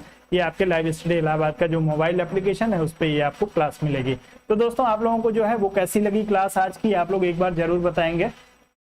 चलिए मोहित जी, आपको आज बहुत ज्यादा समय मैंने इंतजार करा दिया है। आप आए होंगे ड्यूटी से और 2 घंटे मैंने आप लोगों को जो है वो झिला दिया। चलिए कोई बात नहीं। सोना जो है दोस्त आग में तपने के बाद से ही जो है वो आकार लेता है। तो सभी लोगों के लिए ये कह रहा हूँ, किसी एक व्यक्ति के लिए नहीं कह रहा हूँ। 2 घंटे आप लोग जो है दोस्तों बैठ के आराम से पढ़ सकते हैं। हालांकि नियमित रूप से आपके 2 घंटे का सेशन नहीं लूंगा, 1 से सवा घंटे का 1.5 घंटे का सेशन ही आप लोगों का कराऊंगा। सवा घंटे से 1.5 घंटे के बीच में आपको जो है वो खत्म कर दूंगा। चलिए तो आप सभी लोग हमारे साथ जो है नियमित रूप से जुड़ के जो है वो अभ्यास किया करिए। और दोस्तों जो लोग अभी तक वीडियो को लाइक नहीं किए हैं, जाते जाते आप लोग वीडियो को लाइक करके और उसके बाद ही जाइएगा। बिना वीडियो को लाइक किए हुए आप लोग बिल्कुल नहीं जाएंगे दोस्तों। तो अनुमति दीजिए आप सभी लोग, आप लोगों से मिलता हूँ कल सुबह 8 बजे। तब तक के लिए आप सभी लोगों को दोस्तों गुड नाइट, शुभ रात्रि, जय हिंद।